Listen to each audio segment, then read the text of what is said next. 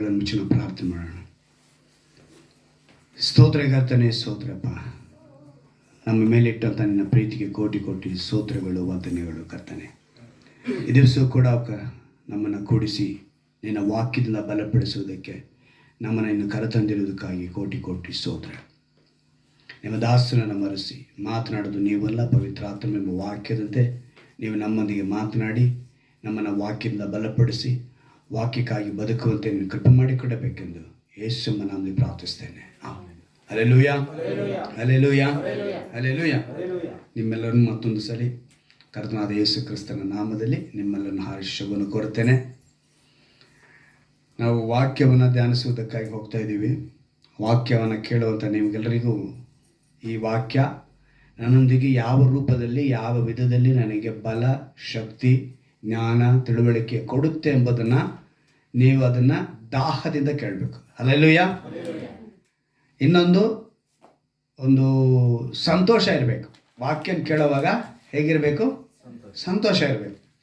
ನಮಗೆಲ್ರಿಗೂ ಈ ಸಂತೋಷ ಅನ್ನೋದು ಹೇಗೆ ಬರುತ್ತೆ ಅಂತ ಒಂದು ಹೇಳ್ತೀನಿ ತಿಳ್ಕೊಳ್ಳಿ. ಜೋಬ್ ತುಂಬ ಹಣ ಇತ್ತು ಅಂದರೆ ಒಂಥರ ಸಂತೋಷ ಇರುತ್ತೆ ನೋಡಿ. ಅದು ವಾಕ್ಯ ಕೇಳುವಾಗ ಅದಕ್ಕಿಂತ ಮೇಲಾಗಿ 10ರಷ್ಟು ಇರಬೇಕು. ಹಲ್ಲೆಲೂಯಾ. ವಾಕ್ಯ ಕೇಳುವಾಗ ನಮಗೆ ದುಡ್ಡಾಗಿರ್ಬೋದು. ಇನ್ನೊಂದು, ನಾನು ಇಲ್ಲಿ ಬಂದು ಕುಳಿತಾಗ ದೇವರು ಒಂದು ಮಾತನ್ನು ನಮ್ಗೆ ಹೇಳ್ತಾ ಇದ್ದಾರೆ, ಇಲ್ಲಿ ಕುಳಿತಿರುವಂಥ ಪ್ರತಿಯೊಬ್ಬರು ಕೂಡ ರುಚಿ ನೋಡಬೇಕು. ಹಲ್ಲೆಲೂಯಾ. ಏನು ರುಚಿ ಅಂದರೆ ದೇವರ ಕುರಿತು ನಿಮಗೊಂದು ರುಚಿ ಬಂದ್ಬಿಡ್ಬೇಕು. ಅದು ಬಂತು ಅಂದರೆ ಆಟೋಮೆಟಿಕ್ಕಾಗಿ ಇಲ್ಲಿ ನಾವು ನಿಂತು ನಿಮ್ಮನ್ನು ಯಾರನ್ನೂ ಇದು ಹೇಳ್ತಾರೆ ನೋಡಿ, ತಮಟೆ ಬಾರಿಸಿ ನಿಮ್ಮನ್ನು ಉರಿದುಂಬಿಸಿ ನಿಮ್ಮನ್ನು ಉಜ್ಜೀವನ ಮಾಡಬೇಕನ್ನೋ ಅವಶ್ಯಕತೆ ಬರಲ್ಲ. ನಿಮ್ಮಲ್ಲೇ ಅದು ಉಕ್ಕಿ ಹರಿಯುತ್ತೆ. ಜಲವು ಹೆಂಗೆ ಪಾತ್ರೆ ಉಕ್ಕಿ ಹರಿಬೇಕು. ದೇವರ ವಾಕ್ಯಗಳು ನಿಮ್ಮ ಹತ್ರ ಬರೋದಕ್ಕೆ ಮುಂಚೆನೇ ನಿಮಗೊಂದು ಆ ದಾಹ ಬಂದುಬಿಟ್ರೆ ನೀವೇನು ಮಾಡಿಬಿಡ್ತೀರಾ? ಅದು ಉಕ್ಕಿ ಹರಿಯುತ್ತೆ ಅಲ್ವಾ? ಸೊ ಕಳೆದ ಸಂದೇಶದಲ್ಲಿ ನಾನು ಒಂದು ಅಂಶದೊಂದಿಗೆ ಮುಗಿಸ್ತೆ. ಎಷ್ಟು ಜನಕ್ಕೆ ಜ್ಞಾಪಕ ಇದೆ? ನೋಡಿದ್ರಾ? ಕಳೆದ ವಾರ ಯಾರು ಯಾವ ಹೆಸರಲ್ಲಿ ಮುಗಿಸ್ತೆ ಅಂತ ಜ್ಞಾಪಕ ಇದೆಯಾ? ಯೋಸೇಫನಿಂದ ನಾನು ಮುಗಿಸ್ದೆ. ಯೋಸೇಫನು ಬಡವನ ಶ್ರೀಮಂತನ ಅಂತ ನಿಮ್ಮನ್ನು ಕೇಳಿದೆ, ಕರೆಕ್ಟಾ? ಇವಾಗ ಜ್ಞಾಪಕ ಬಂತಾ? ಸೊ ನೀವೆಲ್ಲ ಹೇಳಿದ್ರಿ ಶ್ರೀಮಂತ, ಆರಂಭದಲ್ಲೂ ಶ್ರೀಮಂತ. ಆದರೆ ಅವನು ಬರ್ತ ದಾರಿ, ಅವನ ಹಾದು ಬಂದ ದಾರಿ ಬಹಳ ಕಠಿಣವಾಗಿತ್ತು. ನಾನು ಅಲ್ಲಿಗೆ ಅದನ್ನು ಮುಗಿಸಿ, ಸೊ ಯೋಸೇಫನಂತೆ ನಾವು ಉನ್ನತ ಸ್ಥಿತಿಗೆ ಹೋಗಬೇಕು. ಯಾಕಂದರೆ ಪುನರುತ್ಥಾನ ಜೀವ ಅಂದರೆ ಆ ನಂಬಿಕೆ ನಾವು ಬರಬೇಕು. ಯಾಕಂದರೆ ವಾಗ್ದಾನ ಕೊಟ್ಟಿರೋದು ಆ ರೀತಿಯೇ, ನಾನೇ ಪುನರುತ್ಥಾನವು. ಅವಾಗ ಆ ಜೀವವಾಗಿರುವ ದೇವರು ನಮ್ಮನ್ನು ಯಾವ ರೀತಿ ಬದುಕಿಸ್ತಾ ಇದ್ದಾರೆ ಪರಲೋಕ. ಇವತ್ತಿನ ಅಂಶ ಏನು ಅಂತ ಹೇಳಿದ್ರೆ, ನಾವೆಲ್ಲ ಚೆನ್ನಾಗಿ ಗಮನಿಸ್ಕೊಳ್ಳಿ. ನಮಗೆ ಎಲೆಕ್ಷನ್ ನಡೆಯುತ್ತೆ ಅಲ್ವಾ? ಎಲೆಕ್ಷನ್ ಎಷ್ಟೆಷ್ಟು ವರ್ಷಕ್ಕೆ ನಡೆಯುತ್ತೆ? 5 ವರ್ಷಕ್ಕೆ. ಪಂಚಾಯತ್ ಎಲೆಕ್ಷನ್ನು, ಕಾರ್ಪೊರೇಷನ್ ಎಲೆಕ್ಷನು ಅಂತಾರೆ ಅಲ್ವಾ? ಈಗ ನಾವು ಮಾಡಬೇಕಾದ್ರೆ ನಾವೇನು ಆ 5 ವರ್ಷದಲ್ಲಿ ಎಲೆಕ್ಷನ್ನು ಅಂದರೆ ಇನ್ನೊಂದು ತಿಂಗಳು ಮುಂಚೆ ಇರಂದರೆ ಏನು ಮಾಡ್ತಾರೆ? ಪ್ರಚಾರಗಳು ತುಂಬ ನಡೆಯುತ್ತೆ. ಪ್ರಚಾರಗಳು ನಡೆಯುತ್ತೆ, ಸಿದ್ಧತೆಗಳು ನಡೆಯುತ್ತೆ. ಏನಕ್ಕೋಸ್ಕರ ಆ ಸಿದ್ಧತೆಗಳು, ಆ ಪ್ರಚಾರಗಳು ಅಂತ ಹೇಳಿದ್ರೆ, ಆ ಒಂದು ನೇಮಿಸಲ್ಪಟ್ಟ ದಿನಾಂಕದಂದು ನಾವೇನು ಮಾಡಬೇಕು? ಮತ ಚಲಾಯಿಸೋದಕ್ಕೆ ಹೋಗಬೇಕು. ಅಂದರೆ 5 ವರ್ಷಕ್ಕೊಂದ್ಸರಿ ಒಬ್ಬ ಮನುಷ್ಯನನ್ನು ನಾವು ಬದಲಾಯಿಸೋದಕ್ಕೆ ಪ್ರತಿಯೊಬ್ಬ ಸಾಮಾನ್ಯ ವ್ಯಕ್ತಿಗಳಿಗೆ ಕೊಡಲ್ಪಟ್ಟಂಥ ಅಧಿಕಾರ, ಹಕ್ಕು ಅಲ್ವಾ? ನಮ್ಮದು ಡೆಮಾಕ್ರಸಿ ಕಂಟ್ರಿ ಅಂತ ಹೇಳಿ ನಾವು ಹೇಳ್ತೀವಿ ಅಲ್ವಾ? ಹಾಗಿರೋದ್ರಿಂದ ನಾವೆಲ್ಲ ಏನು ಮಾಡ್ತೀವಿ ಅದು ಮಾಡ್ತೀವಿ. ಈಗ ಈ ಭೂಮಿ ಮೇಲೆ ನಮಗೆ ದೇವರು 70ರಿಂದ 80 ವರ್ಷ ಒಂದು ಕಾಲನ ಕೊಟ್ಟಿದ್ದಾರೆ. ಏನಕ್ಕೆ ಈ ಕಾಲ ಕೊಟ್ಟಿದ್ದಾರೆ ಅಂತ ಹೇಳಿದ್ರೆ, ದೇವರೊಂದು ಎಲೆಕ್ಷನ್ ಮಾಡ್ತಾ ಇದ್ದಾರೆ. ಎಲೆಕ್ಷನ್ ಡೇಟ್ ಅನೌನ್ಸ್ ಆಗಿಲ್ಲ, ಆದರೆ ಎಲೆಕ್ಷನ್ಗೆ ಬರ್ತಾ ಇದ್ದೀನಿ ಅಂತೇಳಿ, ನಾನು ನಿಂತ್ಕೊಂಡಿದ್ದೀನಿ ಅಂತೇಳಿ ಆಲ್ರೆಡಿ ಅವ್ರು ಏನು ಮಾಡಿದ್ದಾರೆ? ತಿಳಿಯಪಡಿಸಿದ್ದಾರೆ. ಏನಾಗಿದ್ದಾರೆ ಅವರು? ಈಗ ಅವ್ರು ನಿಂತ್ಕೊಂಡಿದ್ದಾರೆ, ಎಲೆಕ್ಷನಲ್ಲಿ ನಿಂತ್ಕೊಂಡಿದ್ದಾರೆ. ಬಟ್ ಡೇಟ್ ಅನೌನ್ಸ್ ಆಗಿಲ್ಲ. ಈ ಡೇಟ್ ಅನೌನ್ಸ್ ಆಗದೆ ಇರೋದ್ರಿಂದ ಅದಕ್ಕೆ ನಾವು ಏನಂತ ಹೇಳ್ತಿದ್ವಿ ಅಂದರೆ, 2ನೇ ಬರೋಣ, ಸೆಕೆಂಡ್ ಕಮಿಂಗ್. ಅಂದರೆ ಅವ್ರು ಬರ್ತಾ ಇರೋದು ನಮ್ಮನ್ನು 1000 ವರ್ಷ ಆಳ್ವಿಕೆ ಮಾಡೋಕ್ಕೆ. ಆದರೆ ಭೂಮಿ ಮೇಲೆ ನಡೆಯುವಂಥ ಎಲೆಕ್ಷನು ಒಬ್ಬ ವ್ಯಕ್ತಿ ಎಷ್ಟು ವರ್ಷ ಆಳ್ವಿಕೆ ಮಾಡ್ಬೋದು ನಮ್ಮನ್ನು? ನಾವು ಮನಸ್ಸು ಮಾಡಿದ್ರೆ ಅವನ್ನ ಏನು ಮಾಡ್ಬೋದು? 5 ವರ್ಷದೊಳಗಡೆ ಅಲ್ವಾ? 1 ವರ್ಷಕ್ಕೆ ಕೂಡ ಬೇಕಾದ್ರೆ ಗೌರ್ಮೆಂಟ್ನ ನಾವೇನು ಮಾಡ್ಬೋದು, ಡಿಸಾಲ್ವ್ ಮಾಡ್ಬೋದು. ಆದರೆ ಇದು ಆ ರೀತಿ ಅಲ್ಲ. ಇವಾಗ ನಡೆಯುವಂಥ ಎಲೆಕ್ಷನ್ನು 2ನೇ ಬರೋಣದಲ್ಲಿ ಆಯ್ತಾ. ಅಂದರೆ ಈಗ ನಡೆಯೋ ಎಲೆಕ್ಷನಲ್ಲಿ 2-3 ಅಭ್ಯರ್ಥಿಗಳು ನಿಂತಿರ್ತಾರೆ. ಯಾರೋ 4 ಸಿಕ್ಕಾಪಣೆ ನಿಂತಿರ್ತಾರೆ ಅಂತ ಇಟ್ಕೊಳ್ಳಿ. ಇದರಲ್ಲಿ ಮತ ಎಲ್ಲರಿಗೂ ಡಿಸ್ಟ್ರಿಬ್ಯೂಟ್ ಆಗಿಬಿಟ್ಟು ಏನಾಗ್ಬಿಡುತ್ತೆ, ಚೆದರಿಬಿಟ್ಟು. ಆದರೆ ನಾಳೆ ನಡೆಯುವಂಥ ಈ ಎಲೆಕ್ಷನ್ನಲ್ಲಿ 2 ವ್ಯಕ್ತಿಗಳು, ಯಾರು ಹೆಚ್ಚಿನ ಮತ ದೇವರಿಗೆ ಚಲಾಯಿಸಿರ್ತಾರೋ ಅವರಿಗೆ 1000 ವರ್ಷದ ನಿತ್ಯ ಜೀವದ ಆಳ್ವಿಕೆ. ಹಲ್ಲೆಲೂಯಾ. ಈಗ ಈ ಭೂಮಿ ಮೇಲೆ ಯಾರು ಆ ಇನ್ನೊಬ್ಬ ವ್ಯಕ್ತಿ ಶತ್ರುವಾಗಿರುವ, ಅಪವಾದಿಯಾಗಿರುವ ಸೈತಾನನಿಗೆ ಮತ ಚಲಾಯಿಸುವುದಕ್ಕೆ ಸಿದ್ಧರಾಗ್ತಾ ಇದ್ದಾರೋ ಅವರೆಲ್ಲ ಎಲ್ಲಿಗೆ ತಳ್ಳಲ್ಪಡ್ತಾರೆ, ನರಕಕ್ಕೆ ತಳ್ಳಲ್ಪಡ್ತಾರೆ. ಇಷ್ಟೇ ವಿಷಯ. ಹೀಗಿರುವಾಗ ಯೋಸೇಫನ ಕುರಿತು ನಾವು ಧ್ಯಾನ ಮಾಡ್ಕೊಂಡು ಬಂದು ಅಷ್ಟೆಲ್ಲ ನಾನು ಮುಗಿಸ್ದೆ. ಯೋಸೇಫನ ಬದುಕನ್ನು ನೋಡುವಾಗ ಅವನು ಉನ್ನತ ಸ್ಥಾನಕ್ಕೆ ಬರುವುದಕ್ಕೆ ಮುಂಚೆ ಅವನು ನಡೆದು ಬಂದ ಆ ಮಾರ್ಗ ಬಹಳ ಕಠಿಣವಾದದ್ದು ಅಂತ ನಮಗೆಲ್ಲ ಗೊತ್ತಿರುವಂಥದ್ದೇ. ಮುಳ್ಳಿನ ಹಾದಿ, ಸಂಕಟ, ಇಕ್ಕಟ್ಟು, ಬಾಧೆ, ಸಮಸ್ಯೆ, ಶೋಧನೆ, ಹೋರಾಟ, ಪರೀಕ್ಷೆ, ಕೊನೆಗೆ ಸೆರೆಮನೆ ಕೂಡ ಹೋಗ್ತಾನೆ. ಸೆರೆಮನೆಯ ಅನುಭವ ಆಗಿ ಮತ್ತೆ ಅವನು ತನ್ನ ಆ ಒಂದು ವಿಶ್ವಾಸ ಯಾತ್ರೆ ಅಂತ ಹೇಳ್ಬೋದು, ನಂಬಿಕೆಯ ಒಂದು ಬದುಕು, ಆ ಬದುಕಿನಲ್ಲಿ ಕುಗ್ಗಿ ಹೋಗಲೇ ಇಲ್ಲ, ಸೋತು ಹೋಗಲೇ ಇಲ್ಲ, ಬೇಸರಗೊಳ್ಳಲೇ ಇಲ್ಲ, ಜಿಗುಪ್ಸೆ ಕೂಡ ಗೊಳ್ಳಲಿಲ್ಲ. ಅವನ ಬದುಕನ್ನು ನಾವು ನೋಡ್ಕೊಂಡು ಬರುವಾಗ ಮುಂದಕ್ಕೆ ಅವನು ಹೋಗ್ತಾನೆ ಇದ್ದಾನೆ. ಮುಂದಕ್ಕೆ ಹೋಗ್ತಾ ಇದ್ರೆ ಅವಮಾನ ಬರ್ತಾ ಇದೆ, ಅಪಹಾಸ್ಯಗಳು ಬರ್ತಾ ಇದೆ, ನಿಂದೆಗಳು ಬರ್ತಾ ಇದೆ. ಅವನು ಒತ್ತಡಕ್ಕೆ ತಳ್ಳಲ್ಪಡ್ತಾ ಇದ್ದಾನೆ. ಎಲ್ಲಿಗೆ? ಒತ್ತಡಕ್ಕೆ. ಇವತ್ತು ಸ್ಟ್ರೆಸ್ ಅಂತಾರೆ ಅದನ್ನು. ಏನಂತಾರೆ? ಇವತ್ತು ಮನುಷ್ಯನಿಗೆ ಯಾವ್ಯಾವುದೋ ವಿಷಯದ ಸ್ಟ್ರೆಸ್ಸು. ಆ ಸ್ಟ್ರೆಸ್ನಿಂದ ಏನು ಮಾಡ್ತಿದ್ದಾನಂತೆ, ಒತ್ತಡದಿಂದ ಕುಟುಂಬದ ಕಡೆ ಗಮನ ಕೊಡಲ್ಲ, ಕೆಲಸದ ಕಡೆ ಗಮನ ಕೊಡಲ್ಲ, ತನ್ನ ಒಂದು ಆರೋಗ್ಯದ ಕಡೆಯೂ ಗಮನ ಕೊಡಲ್ಲ. ಅನೇಕ ವಿಧವಾದ ಕಾರಣನ ಹೇಳ್ತಾರೆ. ಬಾಧೆಗಳು ಬರೋದನ್ನು, ಸಮಸ್ಯೆ ಬರೋದನ್ನ, ಇಕ್ಕಟ್ಟು ಆಗೋದನ್ನು, ನಮಗೆ ಬರುವಂಥ ಪರೀಕ್ಷೆಗಳನ್ನ, ಇವೆಲ್ಲವನ್ನೂ ಕೂಡ ಮನುಷ್ಯನ ಹೇಳ್ತಿದ್ದಾನೆ, ಕಾರಣಗಳನ್ನ ಹೇಳ್ತಾನೆ. ಆದರೆ ಯೋಸೇಫನ ಬದುಕಿನಲ್ಲಿ ಇಷ್ಟೆಲ್ಲ ಅವನು ದಾಟಿ ಬಂದು ಎಲ್ಲಿಗೆ ಹೊಟ್ಟೋದು ಅಂತ ಹೇಳಿದ್ರೆ, ಈಗ ನಾವು ಹೇಗೆ ಮತ ಚಲಾಯಿಸಿ 2ನೇ ಬರೋಣದಲ್ಲಿ ನಿತ್ಯ ಜೀವಕ್ಕೆ ಸೇರಬೇಕು ಅಂತ ನಾವು ಅದನ್ನು ಗುರುತಾಗಿಸಿ ದೇವರ ಹಳೆ ಒಡಂಬಡಿಕೆಯಲ್ಲಿ ಯೋಸೇಫನ ಮೂಲಕ ಅವನು ಹಾದು ಬಂದ ಮಾರ್ಗವನ್ನೆಲ್ಲ ನಮ್ಮ ಕಣ್ಣು ಮುಂದೆ ಇಟ್ಟು ಅವನು ಕರೆಕ್ಟಾಗಿ ಏನು ಮಾಡ್ದ, ವೋಟ್ ಮಾಡಿ ಎಲ್ಲಿಗೆ ಹೋಗಿ ಕೂತ್ಕೊಂಡ, ಪ್ರಧಾನಮಂತ್ರಿಯಾಗಿ ಉನ್ನತ ಸ್ಥಾನಕ್ಕೆ, ಅಂದರೆ ನಿತ್ಯ ಜೀವನ ಪಡೆದುಕೊಂಡ ಅಂತ ಅರ್ಥ. ಯೇಸು ಕ್ರಿಸ್ತನು ಸಹ ಭೂಮಿ ಮೇಲೆ 33.5 ವರ್ಷಗಳ ಕಾಲ ಬದುಕಿದ ಕಾಲದಲ್ಲಿ ತಾವು ಎಷ್ಟೆಲ್ಲ ಅನುಭವಿಸಬೇಕು ಇದ್ದು ಕೊನೆಗೆ ಏನು ಮಾಡೋದು, ಜಯವನ್ನು ಸಾಧಿಸಿ ಇವತ್ತು ನ್ಯಾಯಾಧಿಪತಿಯಾಗಿ ಬರುವವರಾಗಿದ್ದಾರೆ. ಅವರು ಕೂಡ ಸೋತು ಹೋಗಲಿಲ್ಲ. ಈ ಯೇಸು ಕ್ರಿಸ್ತನಿಗೆ ಗುರುತಾಗಿಯೇ ಯೋಸೇಫನ ಅಲ್ಲಿ ಕಾಣಲ್ಪಡ್ತಾನೆ. ನಾವು ಬೈಬಲ್ ಕಾಲೇಜಿಗೆ ಹೋದರೆ ನಮಗೆ ಮೊದಲನೇದಾಗಿ ಆ ಬೈಬಲ್ ಕಾಲೇಜಿನಲ್ಲಿ ಪ್ರತಿಯೊಂದು ಪಾಠ ಹೇಳಿಕೊಡುವಾಗ ಈ ಪಾಠದಲ್ಲಿ ಯೇಸು ಕ್ರಿಸ್ತನಿಗೆ ಗುರುತಾಗಿ ಯಾರಿದ್ದಾರೆ ಅನ್ನೋದನ್ನೇ ನಮಗೆ ಕೊನೆಯಲ್ಲಿ ತಿಳಿಸ್ಕೊಡ್ತಾರೆ ಬೈಬಲ್ ಕಾಲೇಜಿನಲ್ಲಿ.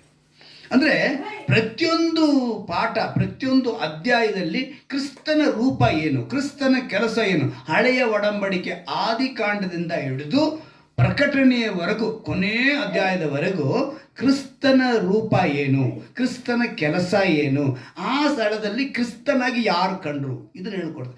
ಹಾಗೇನೆ ಯೋಸೇಫನು ನಮಗಿವತ್ತು ಒಂದು ಕ್ರಿಸ್ತನ ಮಾದರಿಯಾಗಿ ಗುರುತಾಗಿ ಕಾಣಲ್ಪಡ್ತಾನೆ. ಕೊನೆಯವರೆಗೂ ತಾಳ್ಮೆಯಿಂದ ಇದ್ದ. ತನ್ನ ಮುಂದೆ ಅವಮಾನಗಳು, ಅಪಹಾಸ್ಯಗಳು, ನಿಂದೆಗಳು ಏನೇ ಬಂದರೂ ಕೂಡ ಅವನೇನು ಮಾಡಲಿಲ್ಲ, ಸೋತು ಹೋಗಲಿಲ್ಲ. ದೇವರಿಗೆ ವಿರೋಧವಾಗಿ ಯಾವ ಪಾಪಕ್ಕೂ ಒಳಗಾಗಬಾರ್ದು ಅಂತೇಳಿ ಅವನು ಮನಗುಂದಲಿಲ್ಲ. ನೋಡಿ, ಇನ್ನೊಂದು ಅವನ ಬಂದಂಥ ಕೆಲವ್ರು ಹೇಳ್ತಾರೆ, ಏನು ಬಿಡ್ರಿ ಬದರ್, ಇರೋಷ್ಟು ಚೆನ್ನಾಗಿ ಬದುಕು ಹೋಗ್ಬಿಡೋಣ, ಆಮೇಲೆ ನೋಡ್ಕೊಳ್ಳೋ ಅಂತ ಕೆಲವರು. ಇನ್ನು ಕೆಲವರು ನಮ್ಮ ಯೌವನ ಪ್ರಾಯದಲ್ಲಿ ನಾವೇನು ಕಾಣಲಿಲ್ಲ, ಅಟ್ಲೀಸ್ಟ್ ಇವಾಗ ನನಗೆ ಹಣ ಬಂದಿದೆ, ನಾನು ಇವಾಗ ನನ್ನ ಬದುಕನ್ನ ಎಂಜಾಯ್ ಮಾಡ್ತೀನಿ ಅಂತಾನೆ. ಕೆಲವ್ರು ಏನು ಹೇಳ್ತಾರೆ, ಈ ವಯಸ್ಸಿನಲ್ಲಿ ಮಾಡಿದ್ರೆ ಯಾವ ವಯಸ್ಸಲ್ಲಿ ಮಾಡೋದು, ಈ ವಯಸ್ಸಿನಲ್ಲೇ ನಾವೆಲ್ಲ ಎಂಜಾಯ್ ಮಾಡಬೇಕು ಅಂತ ಕೆಲವರು ಬದುಕ್ತಾರೆ ಅಲ್ವಾ. ಆದರೆ ತನ್ನ ಸಣ್ಣ ವಯಸ್ಸಿನಿಂದಲೇ ಒಂದು 7ರಿಂದ 10 ವಯಸ್ಸು ಒಳಗೇನೆ ಯಾರಿಗೆ ಬಂದಿದ್ದು ಶೋಧನೆ, ಯೋಸೇಫನಿಗೆ. ಆ ವಯಸ್ಸಿನಿಂದ ಹಿಡಿದು ಯೌವನ ಪ್ರಾಯ, ಯೋಸೇಫನ ಕುರಿತು ಸತ್ಯವೇದ ಹೇಳುತ್ತೆ ಬಹಳ ಸುಂದರನು ಅಂತ ಹೇಳಲ್ಪಟ್ಟಿದೆ. ಹೇಗೆ ಹೇಳಲ್ಪಟ್ಟಿದೆ? ಹಾಂ, ಒಳ್ಳೆ ಸುಂದರನು ಅಂತ ಕೂಡ ಹೇಳಲ್ಪಟ್ಟಿದೆ. ಅಂಥ ಯೌವನ ಪ್ರಾಯದಲ್ಲಿ ಅವನು ಬಿದ್ದು ಹೋಗಲಿಲ್ಲ.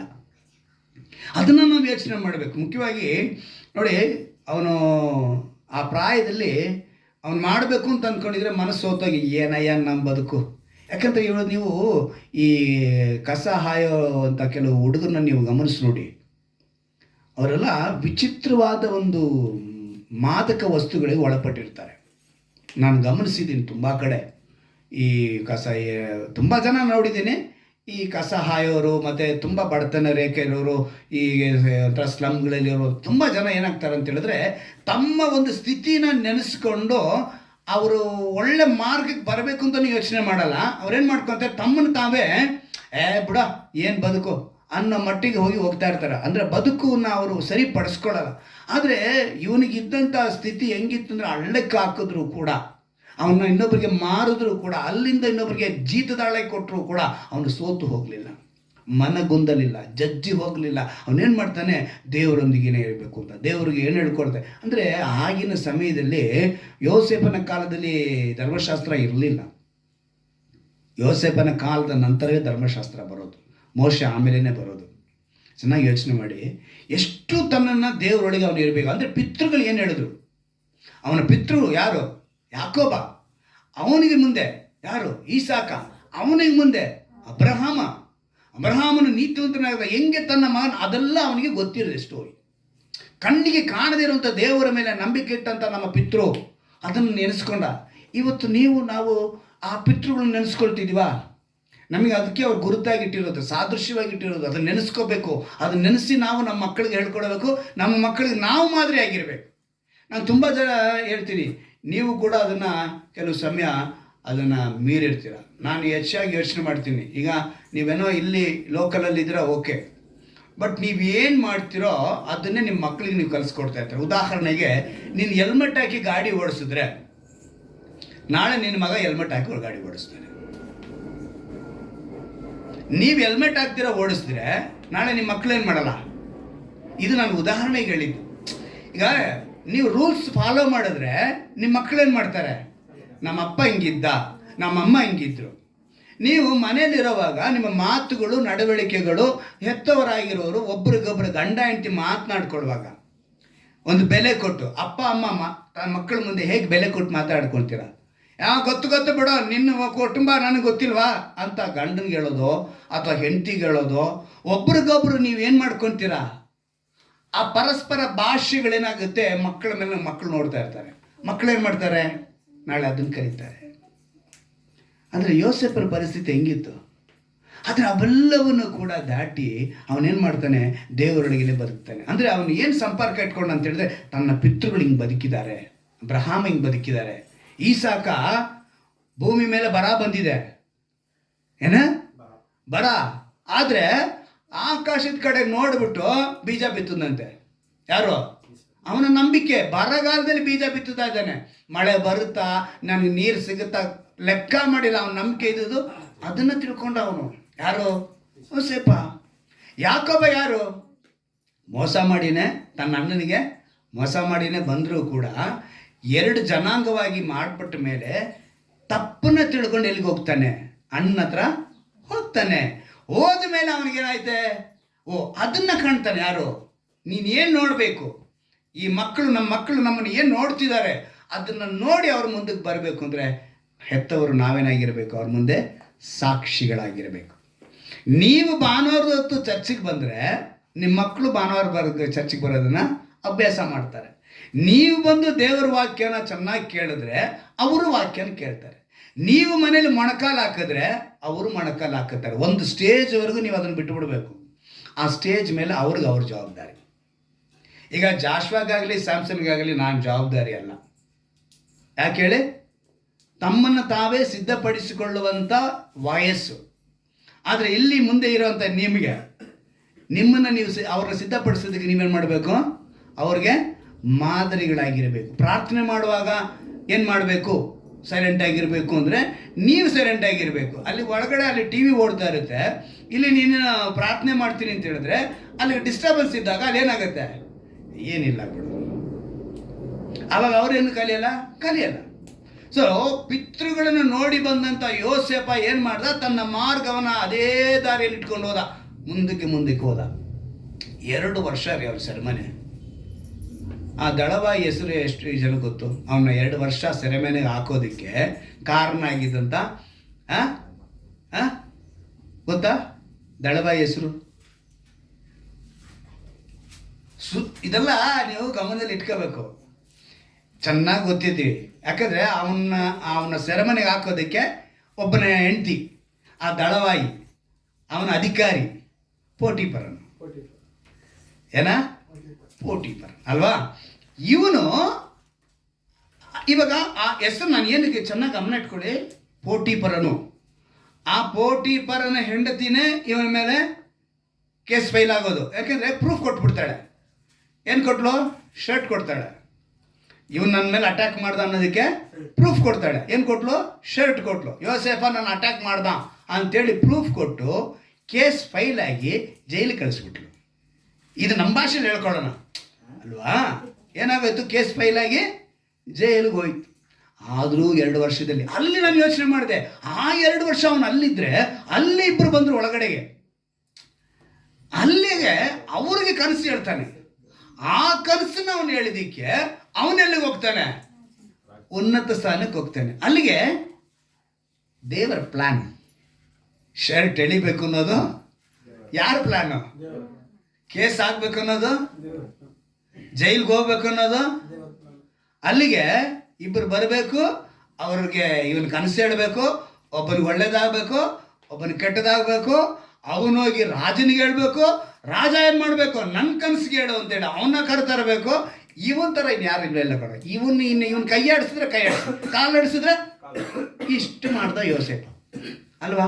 ಎಂಥ ಒಂದು ಸ್ಥಾನಕ್ಕೆ ಹೋಗ್ಬಿಟ್ಟ ಅಂತ ಹೇಳಿದ್ರೆ ಅವನು ಈಗ ಇದಕ್ಕೆ ಕಾರಣವಾಗಿ ಮುಖ್ಯವಾಗಿ ನಾನು ಯೋಚನೆ ಮಾಡಿದೆ, ದೇವರೇ ಇವನು ಈ ರೀತಿ ಹೋಗೋದಕ್ಕೆ ಈ ಪೋಟಿಫರನ ಹೆಂಡತಿ ಕಾರಣ ಆಯಿತು ಅಲ್ವಾ?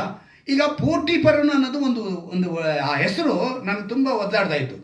ದೇವ್ರು ಹೇಳ್ತಾರೆ, ಅದೇ ಹೆಸರಿನಲ್ಲಿ ಇನ್ನೊಬ್ಬನ ಇಟ್ಟು ಅವನು ಉನ್ನತ ಸ್ಥಾನ ಕರ್ಕೊಂಡು ಹೋಗ್ತೀನಿ ನೋಡು ಅಂತೇಳಿ ಅಧ್ಯಾಯದಲ್ಲಿ ವಾಕ್ಯನ ತೋರಿಸ್ಕೊಡ್ತಾರೆ. ನೋಡಿ, ಆದಿಕಾಂಡದಲ್ಲಿ 41ನೇ ಅಧ್ಯಾಯದಲ್ಲಿ, ಆದಿಕಾಂಡ 41ನೇ ಅಧ್ಯಾಯ. ಇವಾಗ ಇದರಲ್ಲಿ ಒಂದು 2 ಪ್ರಶ್ನೆ ಇದೆ, ಹೇಳ್ತೀನಿ ನೋಡೋಣ ಎಷ್ಟು ಮಾತ್ರಕ್ಕೆ ನೀವೆಲ್ಲ ವಾಕ್ಯಗಳನ್ನ ಗಮನ ಇಟ್ಟು ಕೇಳ್ತೀರ ಅನ್ನೋದು ಗೊತ್ತಾಗುತ್ತೆ.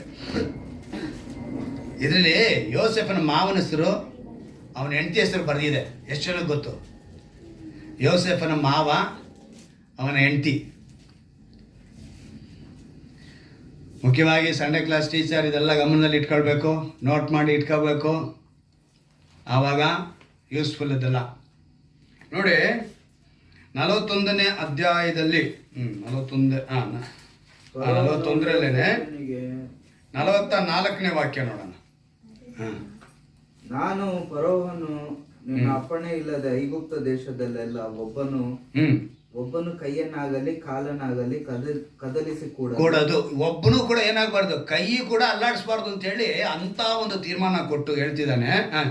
ಮತ್ತು ಎಂದು ಹೇಳಿದನು. ಮತ್ತು ಫರೋಹನು ಯೋಸೇಫನಿಗೆ ಸಾಫ್ನ ತನೇಹ ಎಂದು ಹೆಸರಿಟ್ಟು ಒನ್ ಎಂಬ ಗುರುಪೀಠದ ಆಶ್ಚರ್ಯನಾಗಿದ್ದ ಪೋಟಿಫರನ ಮಗಳಾದ ಅಸನತ್ ಎಂಬಾಕೆಯನ್ನು ಅವನಿಗೆ ಮದುವೆ ಮಾಡಿಸಿದನು. ಸಾಕು.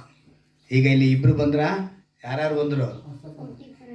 ಪೋಟಿಫರನ ಮಗಳಾದ. ಫಸ್ಟ್ ನಾನು ಹೇಳಿದ್ದು ಗಮನ ಇಟ್ಕೊಳ್ಳಿ, ಇವನು ಕೇಸ್ ಫೈಲ್ ಆಗೋದಕ್ಕೆ ಕಾರಣವಾಗಿದ್ದು ಪೋಟಿಫರನ ಹೆಂಡತಿ.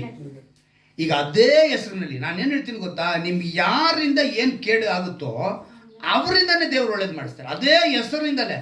ಒಂದು ವೇಳೆ ಪೋಟಿಫರನು, ಆ ಪೋಟಿಫರನ್ ಬೇರೆ, ದಳವಾಯಿ ಪೋಟಿಫರ ಅವನು. ಈಗ ಇಲ್ಲವ ಪೋಟಿಫರ್ನಿದ್ದಾನೆ. ಇವನು ಯಾರು ಗೊತ್ತಾ? ಇಲ್ಲಿ ಬರೆಯಲ್ಪಡೆ ನೋಡಿ, ಓನ್ ಎಂಬ ಗುರುಕುಲದ ಆಚಾರ್ಯ. ಏನಂತ ಬರೆಯಲ್ಪಡೆ ನೋಡಿ, ಗುರುಪೀಠದ ಆಚಾರ್ಯ. ಮೊದಲನೇ ಪೋಟಿಫರ ಯಾರು ಅಂದರೆ ದಳವಾಯಿ ಅಧಿಕಾರಿ. ಆದರೆ ಈಗ ಎರಡನೇ ಪೋಟಿಫರ ಯಾರು ಅಂತ ಹೇಳಿದ್ರೆ ಇವನು ಓನ್ ಗುರು ಪೀಠದ ಆಚಾರ್ಯನಾಗಿದ್ದ ಅವನ ಮಗಳು ಅಸ್ನತ್. ಯಾರನ್ನ? ಈಗ ಯೋಸೆಫನ ಹೆಂಡತಿ ಹೆಸರೇನು? ಮಾವನ ಹೆಸರೇನು? ನೋಡಿದ್ರ? ಇವನ್ ಕೇಸ್ ಫೈಲ್ ಆಗೋದಕ್ಕೆ ಕಾರಣವಾಗಿದ್ದವ್ರ ಹೆಸರೇನು? ಪೋಟಿಫರ್. ಅವನ ಹೆಂಡತಿನೇ ಇವನ್ ಮೇಲೆ, ಅಂದ್ರೆ ಹೆಂಡತಿ ಹೇಳಿದ ತಕ್ಷಣ ಏನು ವಿಚಾರಣೆ ಮಾಡಿದ್ರೆ ಹಾಕದವನು ಯಾರು? ಪೋಟಿಫರನೇ. ಅದೇ ಸ್ಥಳದಲ್ಲಿ ಅದೇ ಸೆರೆಮನೆಗೆ ಹೋದವನು, ಅದೇ ಸೆರೆಮನೆಯಿಂದ ಬಿಡುಗಡೆ ಆಗ್ಬೋದು, ಅದೇ ಹೆಸರಿನಲ್ಲಿ, ಹೇಗೆ ಅದೇ ಪೋಟಿಫರನ ಹೆಸರಿನಲ್ಲೇ ಅವನಿಗೆ ಭವಿಷ್ಯ ಬದಲಾಗ್ತಿದೆ. ನೀನು ದೇವರ ಸನ್ನಿಧಾನಕ್ಕೆ ಬಂದುಬಿಟ್ರೆ, ದೇವರೊಳಗೆ ಬಂದುಬಿಟ್ರೆ, ಯೋಸೇಫನಂತೆ ನೀನು ಯಾವ ಒತ್ತಡ ಬಂದರೂ ಕೂಡ ನೀನೇನು ಮಾಡುವಾಗಿಲ್ಲ, ಆ ಕಡೆ ಈ ಕಡೆ ನೀನು ಬಂದಾಗ ಮಾತ್ರ ಅದೇ ಹೆಸರಿನಿಂದ ನಿನ್ನಗೊಂದು ಹಂಗೆ ಪ್ಲೇಟ್ ತಿರುವಾಗ್ದಂಗೆ ಅಲ್ವಾ, ತಿರುಗಾಕಿ ಅದೇ ಹೆಸರಿನ ಮೂಲಕ ಒಂದು ಹುಡುಗಿನ ದೇವರು ಅವರಿಗೆ ಕೊಟ್ಟು ಅಲ್ಲೇನು ಮಾಡಿದ್ರು, ಮದುವೆ ಮಾಡಿಸಿ ಒಂದು ಉನ್ನತ ಸ್ಥಾನಕ್ಕೆ. ಅಂದರೆ ದೇವರು ಯೋಚನೆ ಮಾಡಿ ತನ್ನ ಒಂದು ಅಂದರೆ ಯೋಸೇಫನ ಪತ್ನಿ ಅಸನತ್ ಮತ್ತು ಅವ್ರ ಮಾವ ಪೋಟಿಫರ ಎಲ್ಲರನ್ನೂ ನಮಗೆ ದೇವರು ಎಲ್ಲಿ ತೋರಿಸ್ತಿದೆ ಅಂದರೆ ಗುರುತುಗಳಿವಲ್ಲ, ನಾನು ಮಾಡೋದಕ್ಕೆ ಸಾಧ್ಯ ಅಂತ ಹೇಳ್ತಿದ್ದಾರೆ, ಅವ್ರ ಕೈಗೆ ಅಸಾಧ್ಯವಾದ ಒಂದೂ ಇಲ್ಲ ಅಂತ ಹೇಳ್ತಾರೆ. ಆದರೆ ನಮಗೇನಿರಬೇಕು, ಇಂಥ ಇಕ್ಕಟ್ಟು ಸಮಸ್ಯೆ ಬಂದಾಗ ಕುಗ್ಗಿ ಹೋಗೋದೆ, ಸೋತು ಹೋಗೋದೆ, ಬೇಸರಗೊಳ್ಳೋದೆ, ಜಿಗುಪ್ಸೆಗೊಳ್ಳೋದೆ ನಮ್ಮ ಮಾರ್ಗದಲ್ಲಿ ನಾವು ಹೋಗ್ತಾ ಇರಬೇಕು. ಯೋಸೇಫನ್ ಮಾಡಿದ ಅದನ್ನೇ. ಅದಕ್ಕೆ ನಾನು ಕಳೆದ ವಾರ ಅದನ್ನು ಯೋಸೇಫನ ಅಲ್ಲಿ ಮುಗಿಸಿದೆ. ಇಷ್ಟು ಬಿಡಿಸಿ ಹೇಳಬೇಕಿತ್ತು, ನಾನು ಕಳೆದ ವಾರ ಹೇಳಿದರೆ ಇನ್ನೂ ಅರ್ಧ ಗಂಟೆ ಮೇಲೆ ಕೊಟ್ಟೋಗಿರೋದು. ಅದಕ್ಕೆ ಇವತ್ತು ಅದರಿಂದನೇ ದೇವತೆಗಳು ಅಂದರೆ ಇವತ್ತು ನಾವು ನೆಕ್ಸ್ಟ್ ಬರುವಂಥ ಎರಡನೇ ಬರೋಣದ ಎಲೆಕ್ಷನ್ಗೆ ವೋಟ್ ಹಾಕಬೇಕು ಅಂತ ಹೇಳಿದ್ರೆ ನಾವಿಲ್ಲಿ ಸಿದ್ಧತೆಗೊಳ್ಳಬೇಕು. ಯಾವ ರೀತಿ ಸಿದ್ಧತೆ ಇದು?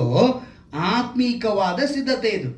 ಈಗ ಯೋಸೇಫನು ಆತ್ಮೀಕವಾದ ಸಿದ್ಧತೆಗೊಂಡ, ಎಲೆಕ್ಷನ್ ಬಂತು, ಜಯಗೊಂಡ, ಉನ್ನತ ಸ್ಥಾನದಲ್ಲಿ ಕುಳಿತುಕೊಂಡ. ನೀನು ನಾನು ಎರಡನೇ ಬರೋಣದ ಎಲೆಕ್ಷನ್ಗೆ ಸಿದ್ಧತೆ ಆದರೆ ವೋಟ್ ಮಾಡಿ ನಿತ್ಯ ಜೀವದಲ್ಲಿ ಕುಳಿತುಕೊಳ್ತೀಯ. ಹಲ್ಲೆಲೂಯ. ಇದನ್ನು ನೀವು ಅರಿತುಕೊಂಡ್ರೆ ಆರಾಧನೆ ತಪ್ಪಿಸ್ಕೊಳ್ಳೋದು. ವಾಕ್ಯದ ಮೇಲೆ ನಿಮಗೊಂದು, ಅದೇ ಹೇಳಿದ್ನಲ್ಲ, ಇಲ್ಲಿ ಬಂದು ಕುಳಿತಾಗ ದೇವ್ರು ಹೇಳ್ತಾರೆ ವಾಕ್ಯದ ರುಚಿನ ಅವ್ರು ತಿಳ್ಕೊಳ್ಳೋಕೆ ಹೇಳು. ಒಂದ್ಸಲಿ ಅವ್ರ ರುಚಿ ಸರಿಯಾಗಿ ಕಂಡುಕೊಂಡ್ರೆ ನನಗೆ ಈ ಊಟ ಬೇಡ ಅಂತ ಯಾರು ಹೇಳಲ್ಲ. ನೀವು ಈ ನಿತ್ಯ ಉಳಿಯುವ ಆಹಾರಕ್ಕಾಗಿ ಏನು ಮಾಡ್ಬೇಕು, ನಾವು ಬರಬೇಕು. ಅದಕ್ಕೆ ದೇವ್ರು ನಮ್ಮಂತೆ ನೋಡಿ, ಅಬ್ರಹಾಮ ಸುಮಾರು ಒಂದು 175 ವರ್ಷ ಬದುಕಿದ್ದಾನೆ. ಎಷ್ಟು ವರ್ಷ ಅಲ್ವಾ? ಇಸ್ಮಾಯೇಲ್ ಅವನ ಮಗ 137 ವರ್ಷನೇ ಬದುಕಿದ್ದು. ಹಾಗೆ ಈಸಾಕ 185 ವರ್ಷ ಬದುಕಿದ್ದಾನೆ. ಎಷ್ಟು? 85. ಈಗ ಅವನಿಗೆ ಎಷ್ಟು ಜನ ಮಕ್ಕಳು ಅಂತ ಗೊತ್ತಾ? ಈಸಾಕನಿಗೆ 2. ಓಕೆ. ಯಾರ್ಯಾರು? ಏಸಾ ಮತ್ತೆ ಯಾಕೋಬ್ ಅಲ್ವಾ? ಸೊ ಏಸಾ ಸಾವಿನ ಕುರಿತು, ಮರಣದ ಕುರಿತು ಸತ್ಯವೇದ ತಿಳಿಸಿಲ್ಲ, ಆದರೆ ಯಾಕೋಬನ ಮರಣದ ಕುರಿತು ತಿಳಿಸಲ್ಪಟ್ಟಿದೆ. ಈ ಯಾಕೋಬನ ಮರಣದ ಕುರಿತು ನಾವು ನೋಡಬೇಕು ಅಂತ ಹೇಳಿದ್ರೆ 50ನೇ ಅಧ್ಯಾಯಕ್ಕೆ ಹೋಗಬೇಕು. ಆದಿಕಾಂಡ 50ನೇ ಅಧ್ಯಾಯ.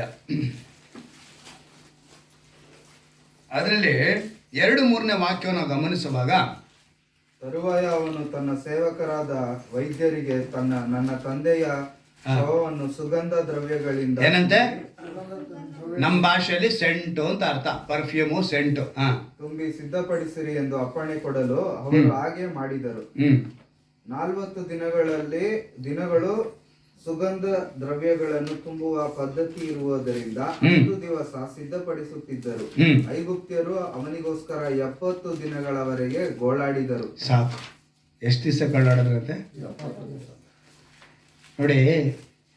ಕೆಲವು ಕಡೆ ಇದೆಲ್ಲ ಆಚಾರ ಪದ್ಧತಿಗಳಾಗಿ ಮಾಡ್ತಿರ್ತಾರೆ. ಆ ಮನೆಗೆ ರೇಷನ್ ಕೊಡೋದು, ಕೆಲವರು ಒಡವೆ ಕೊಡ್ತಾರೆ. ಸಾವು ಮನೆಗೆ ಒಡವೆ ಕೊಡ್ತಾರೆ, ಗೊತ್ತಾ? ಸಾವು ಮನೆಯಲ್ಲಿ ಒಡವೆ ಕೊಡ್ತಾರೆ. ಅಕ್ಕಿ ಮೂಟೆಗಳು ಬಂದು ಬೀಳ್ತವೆ. ತಮಿಳ್ನಾಡವರು ಇದನ್ನು ಮಾಡ್ತಾರೆ. ಅವರಿಗೆ 1 ತಿಂಗಳಿಗೆ ಬೇಕಾಗಿರೋ ರೇಷನ್ ಆ ಮನೆಗೆ ಬಂದ್ಬಿಡ್ಬೇಕು. ಇದನ್ನೆಲ್ಲ ಅವರಿಗೆ ಸಹಾಯ ಮಾಡಿರಿ. ಅವರು 1 ತಿಂಗಳು ದುಃಖದಲ್ಲಿ ಇರ್ತಾರೆ. ತಂದೆನೋ ತಾಯಿಯೋ ಮಕ್ಕಳು ಯಾರೋ ತೀರ್ಕೊಂಡಿದ್ದ ಅವ್ರು ಅಡುಗೆ ಮಾಡಿ ತಿನ್ಕೊಳ್ಳೋಕೆ ಕಷ್ಟ ಆಗುತ್ತೆ. ಪಕ್ಕದವರು ಇವರು ಟೀ ಮಾಡಿಕೊಡಿ, ಅಡುಗೆ ಮಾಡಿಕೊಡಿ, ಇದೆಲ್ಲ ಹೇಳಿದ್ರೆ ಜನ ನಂಬಲ್ವಂತೆ. ನೀನು ಕೊಟ್ಟಿಲ್ಲ ಅಂದರೆ ನಿನಗೆ ಶಾಪ ಅಂತೇಳಿ, ಶಾಸ್ತ್ರ ಅಂತ ಹೇಳ್ಬಿಟ್ರೆ ಏನು ಮಾಡಿಬಿಡ್ತಾನೆ ಜನ, ಭಯ ಬಿದ್ದುಕೊಂಡೋಗಿ ಮಾಡ್ತಾನಂತೆ. ನೀನು ಉಂಗುರ ಹಾಕಿಲ್ಲ ಅಂದರೆ ನಿನಗೆ ಸಾವು, ನಿನಗೆ ಸೋತ್ಕ ಅಂತೇಳಿದಕ್ಕೆ ಉಂಗುರ ಹೋಗಿ ಹಾಕ್ತಾನೆ. ಎಲ್ಲಿ? ಸಾವು ಮನೇಲಿ ಕೂಡ ಗೋಲ್ಡ್ನ ಹಾಕೋರಿದ್ದಾರೆ, ಹಣ ಕೊಡೋರಿದ್ದಾರೆ ಅಲ್ವಾ. ಹಣ ಕೊಡೋದೇನಕ್ಕೆ ಅವ್ರಿಗೇನೋ ಸಹಾಯಕ್ಕೆ ಆಗಲಿ ಅಂತ ಅಕ್ಕಿ ಐಟಮ್ಗಳೆಲ್ಲ ತೊಗೊಂಡೋಗಿ ಕೊಡ್ತಾರೆ. ಕಾರಣ ಏನು? ಆ ಕುಟುಂಬನ ನಾವು ಪಾಲನೆ ಮಾಡಬೇಕು ಅನ್ನೋದು. ಈ ರೀತಿನೇ ಇಲ್ಲಿ 70 ದಿವಸ ಯಾರಿಗೆ? ಯಾಕೋಬನು ತೀರ್ಕೊಂಡಿದ್ದಾನೆ. ಏನು ಮಾಡ್ತಿದ್ದಾರೆ ಜನ? 70 ದಿವಸ ಗೋಳಾಡ್ತಿದ್ದಾರಂತೆ. ಆದರೆ 70 ದಿವಸ ಗೋಳಾಡ್ಬೇಕಿದ್ರೆ ಶವ ಏನಾಗಿತ್ತು? ಇದೇ ರೀ ಮುಂದೆ ಅದು ಏನು ಮಾಡಿ ಇಟ್ಕೊಂಡಿದ್ದಾರೆ? ಸುಗಂಧ ದ್ರವ್ಯ ಹಾಕಿ ನಮಗಿಲ್ಲಿ 4 ಗಂಟೆ ಇಟ್ಟರೆ ನಮ್ಮ ಬಾಡಿಗಳಿಗೆ ನಾತ ಹೊಡಿತವೆ. ಅವ್ರು ಎಂಥ ಸುಗಂಧ ದ್ರವ್ಯ ಕಂಡು ಹಿಡ್ದಿದ್ರು. ಇನ್ನೊಂದು ಏನಂದರೆ ಅವ್ರು ಸಮಾಧಿ ಮಾಡೋದಕ್ಕೆ ಅವರಲ್ಲಿ ಫಸ್ಟ್ ಟೆಕ್ನಾಲಜಿ ಇದನ್ನೇ, ಮಮ್ಮಿ ಟೆಕ್ನಾಲಜಿ. ಯಾವಾಗ ಪಿರಮಿಡಲ್ಲಿ ಇಟ್ಟರಲ್ಲ ಮಮ್ಮಿ ಟೆಕ್ನಾಲಜಿ, ಫಸ್ಟು ಯಾಕೋಬನಿಗೆ ಅದನ್ನು ಅಪ್ಲೈ ಮಾಡಿದ್ರು. ನೆಕ್ಸ್ಟ್ ಯೋಸೆಫನಿಗೆ ಮಾಡ್ತಾರೆ. ಯೋಸೆಫ ಏನು ಹೇಳ್ತಾನೆ ಅಂತ ಹೇಳಿದ್ರೆ, ನಾನು ಏನು ಹೇಳಕ್ಕೆ ಬರ್ತಿದ್ರೆ, ಯೋಸೆಫ ಎಷ್ಟು ಉನ್ನತ ಸ್ಥಾನಕ್ಕೆ ಹೋದ ಅಂತೇಳಿ ಆ ಅಧ್ಯಾಯದಲ್ಲಿ ತುಂಬ ಚೆನ್ನಾಗಿ ಅದ್ಭುತವಾಗಿ ಬರೆಯಲ್ಪಟ್ಟಿದೆ. ಅಂದರೆ ನಾವೇ ಅದನ್ನು ಸರಿಯಾಗಿ ಅರ್ಥ ಮಾಡ್ಕೊಳ್ಳಲ್ಲ. ಅವನ ಆಶೀರ್ವಾದಗಳು ಎಷ್ಟಿತ್ತು. 50ನೇ ಅಧ್ಯಾಯದಲ್ಲೇ 25ನೇ ವಾಕ್ಯವನ್ನು ಗಮನಿಸುವಾಗ 24ರಿಂದ ಓದೋಣ. ಯೋಸೇಫನು ತನ್ನ ಅಣ್ಣ ತಮ್ಮಂದಿರಿಗೆ, ನನಗೆ ಅವಸನ ಕಾಲದ ಸಮೀಪ. ನೋಡಿ, ಅಣ್ಣಂದ್ರಿದ್ದಾರೆ. ಯೋಸೆಫನಿಗೆ ಏನಾಗೋಯ್ತು? ಕಾಲ ಮುಗಿತಾ ಇದೆ. ಆದರೆ ಅವನ ಅಣ್ಣಂದ್ರೆಲ್ಲ ಇದ್ದಾರೆ ಮೇಲ್ಗಡೆ ಇರೋರು. ಆದರೆ ಇವನಿಗೇನಾಗಿದೆ? ಕಾಲ ಮುಗಿದಿಂದ. ಅವನಿಗೆ ಅದು ಗೊತ್ತಾಗ್ತಿದೆ. ಅವನು ಹೇಳ್ತಿದ್ದಾನೆ, ಅವಸಾನ ಕಾಲ ಸಮೀಪಿಸಿತು, ಆದರೆ ದೇವರು ನಿಶ್ಚಯವಾಗಿ ನಿಮ್ಮನ್ನು ಪರಾಮರಿಸಿ ಈ ದೇಶದಿಂದ, ಅಂದರೆ ಎಲ್ಲಿಂದ? ಐಗುಪ್ತದಿಂದ. ಈಗ ಇವನು ಎಲ್ಲಿ ಉನ್ನತ ಸ್ಥಾನದಲ್ಲಿದ್ದ ಗೊತ್ತಾ? ಐಗುಪ್ತದಲ್ಲೇ ಅಲ್ವಾ.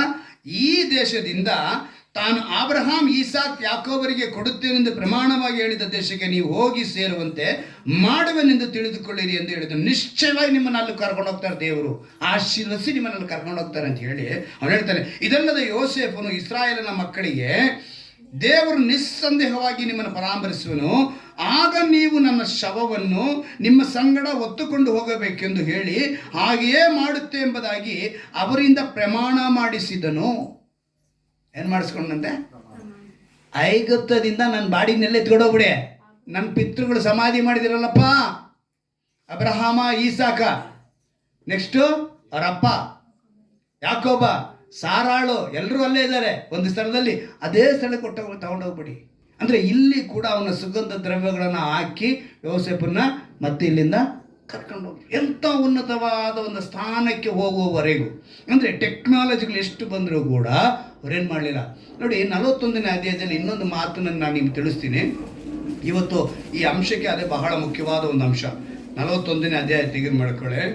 ಆದಿಕಾಂಡ 2ನೇ ಬರೋಣದ ಕುರಿತು ಏನಕ್ಕೆ ದೇವರು ನಾವು ಇಲ್ಲಿ ನಮ್ಮನ್ನು ತೆಗೆದುಕೊಂಡು ಹೋಗ್ತಿದ್ದಾರೆ, 2ನೇ ಬರೋಣದಕ್ಕೆ ನಾವು ಎಲೆಕ್ಷನ್ಗೆ ಸಿದ್ಧರಾಗಬೇಕು ಅನ್ನೋ ಅರ್ಥನ ಇಲ್ಲೇ ನಾವು ನೋಡ್ತೀವಿ. ಇಲ್ಲಿ ಒಂದು 2 ಕಾರ್ಯನ ಹೇಳಿದೆ. ಅಂದರೆ ಕನಸು ಬಿದ್ದಿದ್ದನ್ನ ಅಲ್ಲಿ ನಾವು ನೋಡ್ತೀವಿ. ಆ ಸೆರೆಮನೆಯಲ್ಲಿದ್ದಾಗ ಕನಸುಗಳು ಬಿತ್ತು. ಅಲ್ಲಿ 41ನೇ ಅಧ್ಯಾಯದ 30ನೇ ವಾಕ್ಯವನ್ನು ಗಮನಿಸುವಾಗ, ಆದಿಕಾಂಡ 41:30. 7 ಸುಭಿಕ್ಷ ವರ್ಷಗಳು, ಹಾ, ಅವುಗಳ ತರುವಾಯ 7 ದುರ್ಭಿಕ್ಷ ವರ್ಷಗಳು ಬರುವು. ಎರಡು ಬರೆದಿರಿ ನೋಡಿ. 7 ಸುಭಿಕ್ಷ, 7 ದುರ್ಭಿಕ್ಷ. ಈಗ ಇದನ್ನೆಲ್ಲ ಮೇಲ್ಗಡೆ ನಾವು ಗಮನಿಸುವಾಗ 26ನೇ ವಾಕ್ಯದಲ್ಲಿ ನಾವು ನೋಡ್ತೀನಿ, ಆ 7 ಒಳ್ಳೆಯ ಆಕಳುಗಳೇ. ಏನಂತೆ? 7 ಒಳ್ಳೆಯ ಆಕಳು. ನೆಕ್ಸ್ಟ್ ಹೇಳ್ತಾರೆ 7 ವರ್ಷಗಳು. ಆ 7 ಒಳ್ಳೆಯ ತೆನೆಗಳು 7 ವರ್ಷಗಳು. ಎಲ್ಲ 7 ಬರೆಯಲ್ಪಟ್ಟಿದೆ. ಚೆನ್ನಾಗಿ ಗಮನಿಸ್ಕೊಳ್ಳಿ. 7 ಆಕಳು, 7 ತೆನೆ. ನೆಕ್ಸ್ಟ್ ಹೇಳ್ತಾರೆ 2 ಕನಸುಗಳು ಅರ್ಥ ಒಂದೇ. ಒಳ್ಳೆ ಆಕಳುಗಳು ಹಿಂದೆ ಬಂದ ಅವಲಕ್ಷಣವಾದ ಬಡ ಆಕಳುಗಳು, ಮೂಡನ ಗಾಳಿಯಿಂದ ಕೆಟ್ಟು ಹೋಗಿದ ಆ 7 ಕಾಳಿಲ್ಲದ ತೆನೆಗಳು ಬರ ಉಂಟಾಗುವ 7 ವರ್ಷಗಳನ್ನು ಸೂಚಿಸುತ್ತದೆ ಎಂಬ ಒಂದು 2 ಕನಸನ್ನ ಅಲ್ಲಿ ಹೇಳ್ತಾ ಇದ್ದಾರೆ. ಆ ಕನಸಿನ ಅರ್ಥನ ಹೇಳ್ತಾರೆ. 7 ಆಕಳು, 7 ತೆನೆ. ಇಲ್ಲಿ ಅದೇ ರೀತಿ 7 ಬಡ ಆಕಳು, ಇನ್ನೊಂದು ಯಾವ ತೆನೆ ಅಂತ ಹೇಳಲ್ಪಟ್ಟಿದೆ ನೋಡಿ, ಆ 7 ಕಾಳಿಲ್ಲದ ತೆನೆಗಳು. ಇದನ್ನು ನಾನು ಗಮನಿಸುವಾಗ ದೇವರು ಪ್ರಕಟಣೆಯ ಒಂದು ಪುಸ್ತಕದಲ್ಲಿ ಇರುವಂಥ ವಿಷಯವನ್ನು ತಿಳಿಸ್ತಾರೆ. ಅಂದರೆ ಆ 7 ಸುಭಿಕ್ಷ ವರ್ಷ 7 ಸಭೆಗಳಿಗೆ ದೇವರು ತಿಳಿಯಪಡಿಸ್ತಿದ್ದಾರೆ. ಆ 7 ವರ್ಷ ಏನು ನಡೆಯುತ್ತೆ, ಆ 7 ಸಭೆಯ ಕಾಲ ಸುಭಿಕ್ಷ ಕಾಲದಲ್ಲಿ ಇರ್ತವೆ. ಯಾವುದು ಈ ಸುಭಿಕ್ಷ ಕಾಲ ಅಂದರೆ ಒಳ್ಳೆ ಬೆಳೆ, ಒಳ್ಳೆ ಆಶೀರ್ವಾದದ ನೆಲೆ ಅಂತ ಇಟ್ಕೊಳ್ಳೋಣ. ಟೋಟಲ್ ಆಗಿ ಆ 7 ವರ್ಷ ಏನಿದೆ ಆಶೀರ್ವಾದದ ನೆಲೆ. ನಾವು ಈ ಸ್ಥಳದಲ್ಲಿ ನೋಡುವಾಗ ಅಂದರೆ ಈ 7 ವರ್ಷ ಅವನು ಆ ಕಾಲಗಳ ಕುರಿತು ಪ್ರಕಟಣೆ ಪುಸ್ತಕದಲ್ಲಿ ಬರೆದರು. ಅಂದರೆ ಅಂದು ಅವರು ನೆಕ್ಸ್ಟ್ ಬರೋ ಬರಗಾಲದ ಕುರಿತು ಒಂದು ಯೋಚನೆ. ನೆಕ್ಸ್ಟು ಆಕಳುಗಳು ಆಕಳು ಏನಾಯಿತು ಬಂದು ಮತ್ತು ಆ ಕಾಳಿಲ್ಲದ ತೆನೆ ಎರಡನ್ನೂ ಒಂದೇ ಕನಸಿಗೆ ಅವನ ಅರ್ಥ ಹೇಳ್ತಾನೆ. ಇದೇನು ಆಗುತ್ತೆ, ಅದನ್ನು ತಿಂದಾಕ್ಬಿಡ್ತವೆ, ಅದನ್ನು ಅಂದರೆ ಬರೋದನ್ನು ಹೇಳ್ತಾರೆ. 7 ವರ್ಷ ನಮ್ಮದ್ರಲ್ಲಿ ಬೆಳೆ ಇರಲ್ಲಪ್ಪ. ಸೊ ಆಗೇನು ಮಾಡಿದ್ರು ಅವರು, ತಕ್ಷಣ ಯೋಸೇಫ್ ಹೇಳ್ತಾನೆ 5ರಲ್ಲಿ 1 ಭಾಗ ತಗೊಂಡ್ಬಂದು ಎಲ್ಲರೂ ತೆರಿಗೆ ಥರ ಕೊಡಬೇಕು ಅಂತ. ಎಷ್ಟು? 5ರಲ್ಲಿ 1 ಭಾಗನ ಹೆಂಗೆ ಕೊಡಬೇಕಂತೆ? ತೆರಿಗೆ ರೂಪದಲ್ಲಿ ದವಸ ಧಾನ್ಯಗಳನ್ನು ಕೊಡಬೇಕು ಅಂದರು. ಆಗ ಅವ್ರು ತಗೊಂಬಂದು ಶೇಖರಣೆ ಮಾಡಿದ್ದೆ ಉಗ್ರಾಣ. ಆ ಉಗ್ರಾಣದಲ್ಲಿ ಅವ್ರು ಶೇಖರಿಸಿ ನೆಕ್ಸ್ಟ್ 7 ವರ್ಷಕ್ಕೆ ಏನಾಗೋಯ್ತು, ಉತ್ತಮ ಒಂದು ಭವಿಷ್ಯವನ್ನು ಅವರು ಕಂಡುಕೊಂಡು. ಅಂದರೆ ಯಾರು ಬಡತನದಲ್ಲಿ ಹೋಗಲಿಲ್ಲ, ಬರಗಾಲದಲ್ಲಿ ಸೋತು ಹೋಗಲಿಲ್ಲ, ಅಂಥ ಒಂದು ಸ್ಥಾನಕ್ಕೆ ಅವರು ಹೋದರು ಅಂತೇಳಿ ಆ ಒಂದು ಘಟನೆಯನ್ನು ಅಲ್ಲಿ ತಿಳಿಸಿ. ಅದು ನಮ್ಗೆ ಹೇಗೆ 2ನೇ ಬರೋಣಕ್ಕೆ ಅಂತ ಹೇಳಿದ್ರೆ, ನೆಕ್ಸ್ಟ್ ನಮಗೆ ದೇವರ 2ನೇ ಬರೋಣ ಬರ್ತಿದ್ದಂಗೆ ನಮಗೆ 7 ವರ್ಷ ಉಪದ್ರವ ಕಾಲ ಇರ್ತೈತೆ. ಎಲ್ಲಿರ್ತೈತೆ? ಅದರಲ್ಲಿ 3.5 ವರ್ಷ ಬರೀ ಉಪದ್ರವ, 3.5 ವರ್ಷ ಮಹಾ ಉಪದ್ರವ. ಏನು ಬಂದ್ಬಿಡುತ್ತೆ? ಮಹಾ ಉಪದ್ರವ. ನೀವು ಆಮೋಸನ ಒಂದು ಗ್ರಂಥದಲ್ಲಿ 8ನೇ ಅಧ್ಯಾಯದಲ್ಲಿ 11ನೇ ವಾಕ್ಯವನ್ನು ಗಮನಿಸುವಾಗ ಒಂದು ಕ್ಷಾಮದ ಕುರಿತು ಅಲ್ಲಿ ಬರೆಯಲ್ಪಟ್ಟಿದೆ. ಅದು ವಾಕ್ಯದ ಕ್ಷಾಮ. ಅಂದರೆ ಆ 7 ವರ್ಷ ಉಪದ್ರವ ಕಾಲದಲ್ಲಿ ನಾವೇನು ತಿಳ್ಕೊಳ್ಳಲ್ಲ, ವಾಕ್ಯನ ಕೇಳೋದಕ್ಕಾಗಲ್ವಂತೆ. ನೋಡಿ ಆ ವಾಕ್ಯನ ನೋಡಿ, ಆಮೋಸನ ಪ್ರವಾದಿಯ ಗ್ರಂಥ ಒಂದು 8ನೇ ಅಧ್ಯಾಯ, ಒಂದು ಅದ್ಭುತವಾದ ಮಾತು ಅದವೆಲ್ಲ ನೀವು ಗಮನದಲ್ಲಿ ಇಟ್ಕೋಬೇಕು. ಇವೆಲ್ಲ ಇಟ್ಕೊಂಡ್ರೇ ನಾಳೆ ಏನು ಬರುತ್ತೆ. ನಾವೆಲ್ಲ ಇವತ್ತು ಆರಾಮಾಗಿದ್ದೀವಿ, ನಾಳೆ ಏನು ಬರುತ್ತೆ ಅನ್ನೋದು ನಮಗೆ ಗೊತ್ತಿಲ್ಲ. 8ನೇ ಅಧ್ಯಾಯದಲ್ಲಿ 11ನೇ ವಾಕ್ಯ, ಕರ್ತನಾದ ಯೆಹೋವನು ಇಂತೆನ್ನುತ್ತಾನೆ, ಆಹಾ, ನಾನು ದೇಶಕ್ಕೆ ಕ್ಷಾಮವನ್ನು ಉಂಟು ಮಾಡುವ ದಿನಗಳು ಬರುತ್ತಿವೆ. ಅದು ಯಾವ ಕ್ಷಾಮವಲ್ಲ, ನೀರಿನ ಯಾವ ಕ್ಷಾಮ ಅಂತೆ? ಯೆಹೋವನ ವಾಕ್ಯಗಳ ಕ್ಷಾಮ. ಆ 7 ವರ್ಷ ಉಪದ್ರವ ಕಾಲ ಬರುವಾಗ ನಾವು ವಾಕ್ಯನ ಕೇಳಬೇಕು ಅಂದರೆ ಕೇಳಕ್ಕಾಗಲ್ಲ. ಈಗ ನೀವು ಕೇಳ್ತಾ ಇದ್ದೀರಾ, ಎಲೆಕ್ಷನ್ಗೆ ಸಿದ್ಧರಾಗಿ. ನಾನು ಹೇಳ್ತಾ ಇರೋದಲ್ಲ, ಸತ್ಯವೇದ ನಿಮಗೆ ತಿಳಿಸ್ತಾ ಇದೆ. ಆ 7 ವರ್ಷ ಸುಭಿಕ್ಷ ಕಾಲ ಇದ್ದಂಗೆ ಆ 7 ಸಭೆಗಳಿಗೆ ಬರೆದಂಥ ವಿಷಯಗಳನ್ನ ದೇವರು ತಿಳಿಯಪಡಿಸಿ, ಆ 7 ವರ್ಷ ನೀವು ಬರಗಾಲ ಬರುತ್ತಂದರೆ ಆ ಉಪದ್ರವ ಕಾಲಗಳು ಹತ್ರ ಆಗ್ತಾ ಇದ್ದಾವೆ. ನೀವೇನರಾಗಿ ಸಿದ್ಧರಾಗಿ ಆತ್ಮೀಯತೆಯಲ್ಲಿ ಬೆಳೆಯ ಬನ್ನಿರಿ. ಅಂದರೆ ಇವತ್ತು ಮನುಷ್ಯ 70ರಿಂದ 80, ಅದಕ್ಕೆ ಹೇಳಿದ್ದು ಆ 70 ಅನ್ನುವಾಗ 7 ತೆಗೆದುಕೊಳ್ಳಿ. ಆ ವಯಸ್ಸಿನಲ್ಲಿ 70 ವರ್ಷ ಟೈಮ್ ಕೊಟ್ಟಿದ್ದಾರೆ. ಇನ್ನು ಅಂದರೆ 80 ವರ್ಷ ನೀವೇನೋ ಸ್ವಲ್ಪ ಚೆನ್ನಾಗಿ ಇದ್ರಿ ಅಂತ ಹೇಳಿದ್ರೆ 80 ವರ್ಷ ಟೈಮ್ ಕೊಡ್ತಾ ಇದ್ದಾರೆ. ಏನಕ್ಕೆ? ಎಲೆಕ್ಷನ್ಗೆ 5 ವರ್ಷ ಎಲೆಕ್ಷನ್ ಮುಂಚೆ 1 ವಾರಕ್ಕೆ ಮುಂಚೆನೋ 1 ತಿಂಗಳ ಮುಂಚೆನೋ ಪ್ರಚಾರ ಮಾಡಿ ಸಿದ್ಧತೆ ಮಾಡ್ತಾರೆ ಅಲ್ವಾ? 5 ವರ್ಷದ ಎಲೆಕ್ಷನ್ಗೆ. ಇಲ್ಲಿ 1000 ವರ್ಷದ ಆಳ್ವಿಕೆಗೆ ನಮಗೆ ದೇವರು 70 ವರ್ಷದಿಂದ 80 ವರ್ಷ ಟೈಮ್ ಕೊಟ್ಟಿದ್ದಾರೆ. ಆ ಎಲೆಕ್ಷನಲ್ಲಿ ನೀನು ಓಟ್ ಹಾಕಬೇಕು ಅಂದರೆ ಯೋಸೇಫನಂತೆ ನೀನು ದಾರಿ ನಿನಗೆ ಬಂದಿರಬೇಕು, ಆ ಮಾರ್ಗನ ದಾಟಿ ಬಂದಿರಬೇಕು. ಆಗಲೇ ಆ ಎಲೆಕ್ಷನಲ್ಲಿ ನೀನು ಸೆಲೆಕ್ಟ್ ಆಗೋಕ್ಕೆ ಸಾಧ್ಯ, ಓಟ್ ಹಾಕೋದಕ್ಕೆ. ಇಲ್ಲಾಂದರೆ ನೀನು ಓಟ್ ಹಾಕೋದಕ್ಕೆ ಸಾಧ್ಯ ಇಲ್ಲ. ನೀನು ಎಲ್ಲಿಗೆ ತಳ್ಳಿಬಿಡ್ತಾರೆ? ನರಕಕ್ಕೆ. ನಾವೆಲ್ಲಿದ್ದೀವಿ, ಯಾವಾಗ ಏನು ಮಾಡ್ತಾ ಇದ್ದೀವಿ ನಮಗೆ ಇನ್ನೂ ಅರಿವಿಲ್ದಿರ ಇನ್ನೂ ಬದುಕ್ತಾ ಇದ್ದೀವಿ. ಭಾನುವಾರ ನಾವು ಬಂದು ವಾಕ್ಯನ ಕೇಳುವುದು, ನಾವು ನೆಕ್ಸ್ಟ್ ನಮಗೊಂದು 1000 ವರ್ಷದ ಆಳ್ವಿಕೆಗೆ ನೋಡಿ. ಈ ವರ್ಷ ಇದೆಲ್ಲ ಈ ವಾಕ್ಯ ಇದೆಲ್ಲ ನಾನು ಅದಕ್ಕೆ ಹೇಳಿದ್ರೆ ಹೋದ್ವಾರ ಕೂಡ, ನಾವು ನಿತ್ಯ ಜೀವಕ್ಕೆ ಉಳಿಯುವ ಆಹಾರಕ್ಕಾಗಿ ದುಡಿಬೇಕು, ಶರೀರದ ಆಹಾರಕ್ಕಾಗಿ ದುಡಿಯೋದಲ್ಲ ಅಲ್ವಾ? ಯೋಹಾನ ಬರೆಸುವಾರ್ತೆ 6ನೇ ಅಧ್ಯಾಯದಲ್ಲಿ ನಾವು ನೋಡಿದ ವಾಕ್ಯನ ನಾವು ನಿತ್ಯ ಜೀವಕ್ಕೆ ನಮಗೆ ಕರೆದುಕೊಂಡುವ. ಅಂದರೆ ಈ 7 ಉಪದ್ರವಗಳ ರೂಪಗಳು, 7 ಆ ಉಪದ್ರವ ಕಾಲದಲ್ಲಿ ಬರುವಂಥ ಉಪದ್ರವಗಳು ಹೆಂಗಿರುತ್ತೆ ಅಂತ ನಾನು ವಿಷಯನ ನಿಮಗೆ ತಿಳಿಸಿ ಇವತ್ತಿನ ಮುಗಿಸ್ತೀನಿ. ನೋಡಿ, ಪ್ರಕಟಣೆ ಗ್ರಂಥ ತೆಗೆದುಕೊಳ್ಳೋಣ. ಪ್ರಕಟಣೆ ಗ್ರಂಥ 16ನೇ ಅಧ್ಯಾಯ ತೆಗೆದುಕೊಳ್ಳಿ. ನಾನು ಓದ್ತೀನಿ, ಗಮನ ಇಟ್ಟು ಕೇಳಿ. 15ನೇ ಅಧ್ಯಾಯದ 1ನೇ ವಾಕ್ಯ ಓದ್ತೀನಿ, ಗಮನ ಇಟ್ಟು ಕೇಳಿ. ಯಾಕಂದ್ರೆ ಈ ಉಪದ್ರವಗಳು ನಮಗೆ ಬಂದ, ಅದಕ್ಕೆ ಯೇಸು ಕ್ರಿಸ್ತನ ಹೇಳಿದ್ರು ಕ್ಷಾಮ ಬರ್ತಾ ಇದೆ, ನೀವು ಸಿದ್ಧರಾಗ್ಬಿಡಿ, ಉಪದ್ರವ ಕಾಲ ಬರ್ತಾ ಇದೆ. ಉಪದ್ರವ ಕಾಲಕ್ಕೆ ಆ ರೂಪ ಹೆಂಗೆ ತಾಳುತ್ತೆ ಅಂತ ಹೇಳಿ ಅವರು ದೇವರು ಹೇಳ್ತಾರೆ. ಒಂದು ಕಾರ್ಯ ನಡೀತದೆ. ಮತ್ತಾಯನ ಬರೆದ ಸುವಾರ್ತೆ 24ನೇ ಅಧ್ಯಾಯ 15ನೇ ವಾಕ್ಯ ಓದಿ ಯಾರಾದರೂ. ಮತ್ತಾಯನ ಬರೆದ ಸುವಾರ್ತೆ 24ನೇ ಅಧ್ಯಾಯ 15ನೇ ವಾಕ್ಯ. ಸುವಾರ್ತೆಯಲ್ಲಿ ಯೇಸು ಹೇಳುವಂಥ ಮಾತು ಅದು ಎಷ್ಟು ಎಚ್ಚರಿಕೆ ಪಡಿಸಿ ಹೇಳಿದ್ದಾರೆ ಅಂತ ಹೇಳಿದ್ರೆ, ಪ್ರವಾದಿಯಾದ ದಾನಿಯೇಲನ ಹೇಳಿದಂತಹ ಹಾ, ಹಾಳು ಮಾಡುವ ಅಸಹ್ಯ ವಸ್ತುವು, ಏನಂತೆ? ಹಾಳು ಮಾಡುವ ಅಸಹ್ಯ ವಸ್ತು ಪವಿತ್ರ ಸ್ಥಾನದಲ್ಲಿ ಎಲ್ಲಿ ಬರುತ್ತಂತೆ? ಪವಿತ್ರ ಸ್ಥಾನದಲ್ಲಿ ಬರುತ್ತಂತೆ. ಅಂದ್ರೆ ಅಸಹ್ಯ ವಸ್ತುಗಳು ಭೂಮಿ ಮೇಲೆ ಆಳ್ವಿಕಂದ್ರೆ ಒಬ್ಬ ಸರ್ವಾಧಿಕಾರಿ ಬಂದು ಒಂದು ಪವಿತ್ರ ಸ್ಥಾನವನ್ನೇ ಕೊಲೆಗಡಿಸುವಂತ ಕಾಲು ಬಂದು ಬಿಡುತ್ತೆ. ಯಾವುದು? ಅಸಹ್ಯ ವಸ್ತು ಅಂದ್ರೆ ಒಬ್ಬ ಸರ್ವಾಧಿಕಾರಿ ಬರ್ತಾನೆ, ಪವಿತ್ರ ಸ್ಥಾನವನ್ನ ಅಂದ್ರೆ ದೇವರನ್ನ ಕೆಡಿಸುವಂಥದ್ದು ಮನಾಗಿ ಅವನು ನಿಂತ್ಕೊಳ್ತಾನೆ. ಇವಾಗ ನಾವು ಕಣ್ಮುಂದೆ ನೋಡ್ತಾ ಇದೀವಿ, ಎಷ್ಟೋ ಈ ಇಸ್ರಾಯೇಲರ ಮೇಲೆ ಹೋಗಿ ಯುದ್ಧಗಳು ನಡೀತಾ ಇರೋದು ನಾವು ಗಮನಿಸ್ತಾ ಇದ್ದೀವಿ.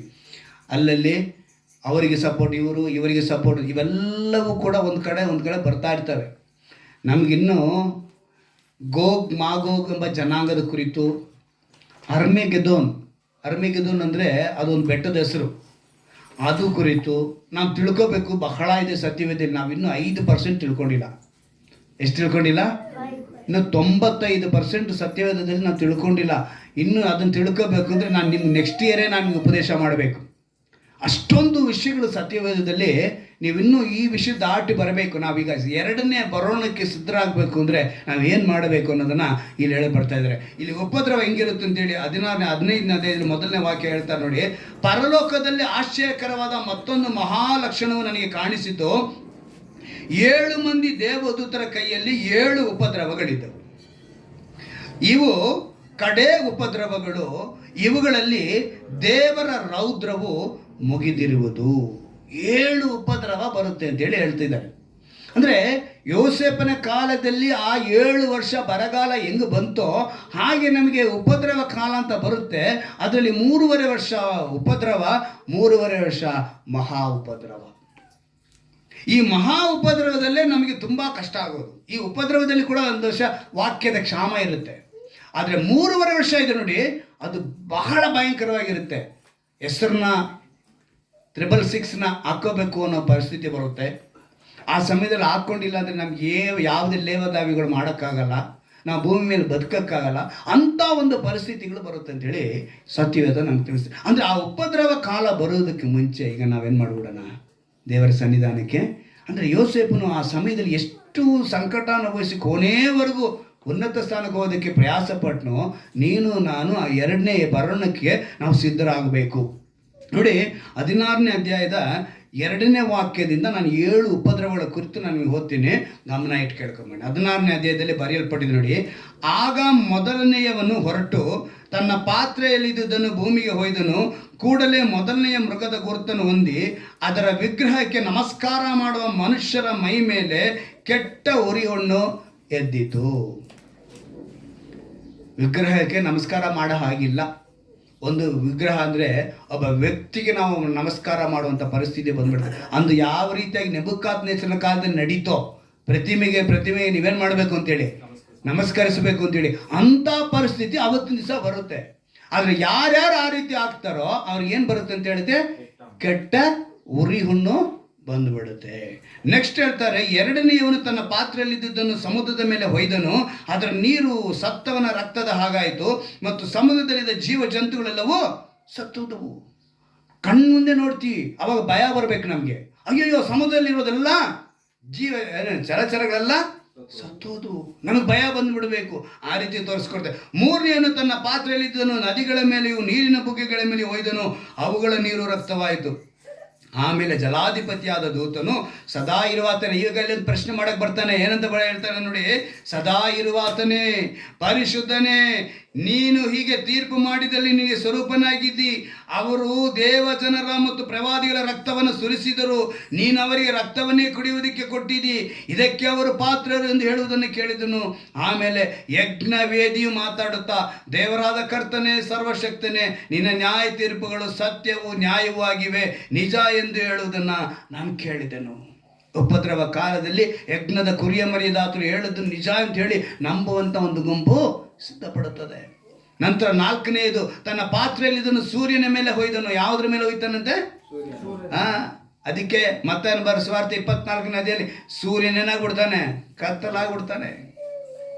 ಸೂರ್ಯ ಕತ್ತಲಾಗೋಗ್ತಾನೆ ಅಂತೇಳಿ ಬರೆಯಲ್ಪಟ್ಟಿದೆ. ಚಂದ್ರ ನಕ್ಷತ್ರಗಳೆಲ್ಲ ಏನು ಮಾಯವಾಗ್ಬಿಡ್ತವೆ. ಎಲ್ಲವೂ ಕೂಡ ದೇವರು ಬರೋದಕ್ಕೆ ಸಿದ್ಧವಾಗಿರುವಂತಹದ್ದು ಸೂಚನೆ ತಿಳಿಸ್ತೇವೆ. ಅಲ್ಲಿ ಹೇಳಲ್ಪಡ್ತಾ ಇದೆ ನೋಡಿ, ಆಗ ಸೂರ್ಯನಿಗೆ ಕಡು ಬಿಸಿಲಿನಿಂದ ಮನುಷ್ಯರನ್ನು ಕಂದಿಸುವ ಶಕ್ತಿಯು ಕೊಡಲ್ಪಟ್ಟಿತ್ತು. ಮನುಷ್ಯರು ಬಲವಾದ ಕಾವಿನಿಂದ ಕುಂದಿ ಹೋದರು. ಅವರು ದೇವರನ್ನು ಘನಪಡಿಸುವ ಹಾಗೆ ಮಾನಸಾಂತರ ಮಾಡಿಕೊಳ್ಳದೆ ಈ ಉಪದ್ರವಗಳ ಮೇಲೆ ಅಧಿಕಾರವುಳ್ಳ ದೇವರ ನಾಮವನ್ನು ದೂಷಿಸಿದರು. ಯಾಕಪ್ಪ ಈ ಥರ ಆಯಿತು ದೇವರೇ ಅಂತೇಳಿ ದೇವರ ನಾಮವನ್ನು ದೂಷಿಸುವಂತೆ ಮಾಡ್ತಾನಂತೆ. 5ನೇದಾಗಿ, ತನ್ನ ಪಾತ್ರೆಯಲ್ಲಿ ಇದನ್ನು ಮೊದಲನೆಯ ಮೃಗದ ಮೇಲೆ ಸಿಂಹಾಸನದ ಮೇಲೆ ಹೊಯ್ಯಲು ಅದರ ರಾಜ್ಯವು ಕತ್ತಲಾಯಿತು.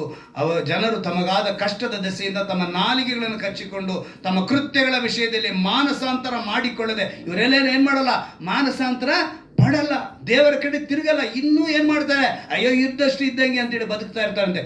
ಮಾಡಿಕೊಳ್ಳದೆ ಹುಣ್ಣುಗಳ ದೆಸೆಯಿಂದ ಪರಲೋಕ ದೇವರನ್ನ ದೂಷಿಸಿದರು. ಹುಣ್ಣು ಮತ್ತೆ ಇವರಿಗೂ ಹುಣ್ಣು ಬರುತ್ತೆ. 6ನೇದಾಗಿ, ತನ್ನ ಇಲ್ಲಿ ನೀವು ಒಂದು ಜನಾಂಗವನ್ನು ನಾವು ನೋಡ್ತೀವಿ ನೋಡಿ. ಘಟಸರ್ಪ, ಮೃಗ, ಸುಳ್ಳು ಪ್ರವಾದಿ ಇವರ ಬಾಯಿಗಳಿಂದ ಕಪ್ಪೆಗಳಿಂದ 3 ಅಶುದ್ಧಾತ್ಮಗಳು ಬರುವುದನ್ನು ಕಂಡೆನು. ಇವು ಮಹತ್ಕಾರ್ಯಗಳನ್ನು ಮಾಡುವ ದೆವ್ವಗಳು. ಭೂಲೋಕದಲ್ಲಿಯೂ ಇರುವ ರಾಜರ ಬಳಿಗೆ ಹೋಗಿ ಸರ್ವಶಕ್ತನಾದ ದೇವರ ಮಹಾದಿನದಲ್ಲಾಗುವ ಯುದ್ಧಕ್ಕೆ ಅವರನ್ನು ಕೂಡಿಸು. ಸರ್ವಶಕ್ತನ ಯುದ್ಧಕ್ಕೆ, ಮಹಾಯುದ್ಧಕ್ಕೆ ಕೂಡಿಸು. ಈಗೋ ಕಳ್ಳನು ಬರುವಂತೆ ಬರುತ್ತಾನೆ. ತಾನು ನಿರ್ವಾಣನಾಗಿ ತಿರುಗಾಡಿ ಅವಮಾನಕ್ಕೆ ಗುರಿಯಾದನೆಂದು ಎಚ್ಚರವಾಗಿದ್ದು ತನ್ನ ವಸ್ತ್ರಗಳನ್ನು ಕಾಪಾಡಿಕೊಳ್ಳುವನು ಧನ್ಯನು. ಆಗ ರಕ್ಷಣೆ ಎಂಬ ವಸ್ತ್ರವನ್ನು ಯಾರು ಕಾಪಾಡಿಕೊಂಡಿರ್ತಾರೆ ಅವರು ಧನ್ಯರು. ಇಲ್ಲ, ನಾವು ರಕ್ಷಣೆ ವಸ್ತ್ರ ಇಲ್ಲ ಅಂತ ಹೇಳಿದ್ರೆ ನಾವೆಲ್ಲ ನರಕಕ್ಕೆ ಪಾತ್ರರಾಗ್ತೀವಿ. ಅದನ್ನು ಹೇಳ್ತಾರೆ. ಆವಾಗ ಹರ್ಮೆಗೆದೋನ್, ಇದೇನು ಹೇಳ್ತೆ, ಹರ್ಮೆಗೆದೋನ್ ಅಲ್ಲಿ ಬರೆಯಲ್ಪಡಿ ನೋಡಿ. ಇದು ಒಂದು ಬೆಟ್ಟದ ಹೆಸರು. ಇದು ಒಂದು ಬೆಟ್ಟ ಅಂದರೆ ಒಂದು ಹಳ್ಳ ಥರ, ಅದೊಂಥರ ಆ ಯುದ್ಧ ಕಾಲವನ್ನು ಸಮೀಪಿಸುತ್ತದೆ. ಅಂದರೆ ಇದೆಲ್ಲ 1000 ವರ್ಷದ ನಂತರ ನಡೆಯುವಂಥದ್ದು. ಅದಕ್ಕೆ ಮುಂಚೆ ನಾವೆಲ್ಲ ಸಿದ್ಧರಾಗಬೇಕು. ನಾವು ದೇವರ ದಾರಿಗೆ. 7ನೇದು, ತನ್ನ ಪಾತ್ರೆಯಲ್ಲಿ ಇದನ್ನು ವಾಯುಮಂಡಲದ ಮೇಲೆ ಹೊಯ್ಯಲು ದೇವಾಲಯದಲ್ಲಿರುವ ಸಿಂಹಾಸನದ ಕಡೆಯಿಂದ ಮಹಾಶಬ್ದ ಉಂಟಾಗಿ ಆಯಿತು ಎಂದು ಹೇಳಿತು. ಆಗ ಮಿಂಚುಗಳು, ವಾಣಿಗಳು, ಗುಡುಗುಗಳು ಉಂಟಾದವು. ಇದಲ್ಲದೆ ಮಹಾಭೂಕಂಪವಾಯಿತು. ಮನುಷ್ಯರು ಭೂಮಿಯ ಮೇಲೆ ಇದ್ದಿದ್ದರಿಂದ ಅಂಥ ದೊಡ್ಡ ಭೂಕಂಪವಾಗಲಿಲ್ಲ. ಆಗಾಗುತ್ತೆ ಭೂಕಂಪ, ಇವಾಗ ಆಗೋದು ಭೂಕಂಪ ಅಲ್ಲ. 7 ವರ್ಷ ಉಪದ್ರವ ಕಾಲದಲ್ಲಿ ಆಗುತ್ತೆ ನೋಡಿ, ಅದು ಭಯಂಕರವಾದ ಭೂಕಂಪ. ಮಹಾಪಟ್ಟಣವು 3 ಭಾಗವಾಯಿತು. ಜನಾಂಗಗಳ ಪಟ್ಟಣಗಳು ಬಿದ್ದವು. ಇದಲ್ಲದೆ ದೇವರು ದೊಡ್ಡ ಬಾಬೆಲನ್ನು ಜ್ಞಾಪಿಸಿಕೊಂಡು ತನ್ನ ಉಗ್ರ ಕೋಪವೆಂಬ ದ್ರಾಕ್ಷಾರಸದ ಪಾತ್ರೆಯ ಒಳಗೆ ಕುಡಿಯಲು ಕೊಟ್ಟನು. ರಸದ ಪಾತ್ರೆಯೊಳಗೆ ಕುಡಿಯಲು ಕೊಟ್ಟನು. ಆಗ ದೀಪಗಳೆಲ್ಲ ಓಡಿ ಹೋದವು. ಎಲ್ಲವೂ ಚದರಿ ಹೋಗ್ಬಿಡ್ತಾರೆ. ಒಂದು ದೊಡ್ಡ ಆನೆಕಲ್ಲಿನ ಮಳೆ ಸುರಿಯುತ್ತೆ. ಒಂದೊಂದು ಕಲ್ಲು ಹೆಚ್ಚು ಕಡಿಮೆ 4 ಮಣಿ ತೂಕವಾಗಿತ್ತು ಅಂತೇಳಿ ಬರೆಯಲ್ಪಟ್ಟಿದೆ. ಈ ಉಪದ್ರವಗಳು ಬರೋದಕ್ಕೆ ಮುಂಚೆ ನಾವೇನಾಗಬೇಕು, ಸಿದ್ಧರಾಗಬೇಕು. ಕಾಲ ಇದೆ ಇನ್ನೂ. ನಮಗೇನು ಮಾಡ್ಬೋದು, ದೇವರನ್ನ ಆರಾಮಾಗಿ ನಾವು ಅದಕ್ಕೆ ಹೇಳ್ತಾನೆ 15ನೇ ಅಧ್ಯಾಯದಲ್ಲಿ 2ನೇ ವಾಕ್ಯ ನೋಡಿ, ಗಮನಿಸಿ ನೋಡಿ. ಬೆಂಕಿ ಬೆರೆತ ಗಾಜಿನ ಸಮುದ್ರವೋ ಎಂಬಂತೆ ಏನೋ ಒಂದು ನನಗೆ ಕಾಣಿಸಿತು.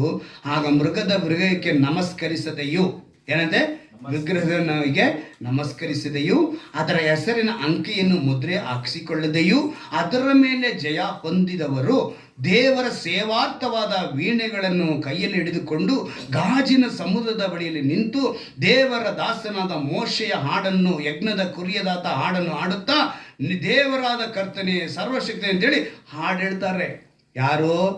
ಮೊದಲನೇದಾಗಿ ವಿಗ್ರಹಕ್ಕೆ ನಮಸ್ಕರಿಸಬಾರದು. 2ನೇದಾಗಿ ಅದರ ಹೆಸರಿನ ಅಂಕೆಯನ್ನು ಮುದ್ರೆ ಹಾಕಿಸ್.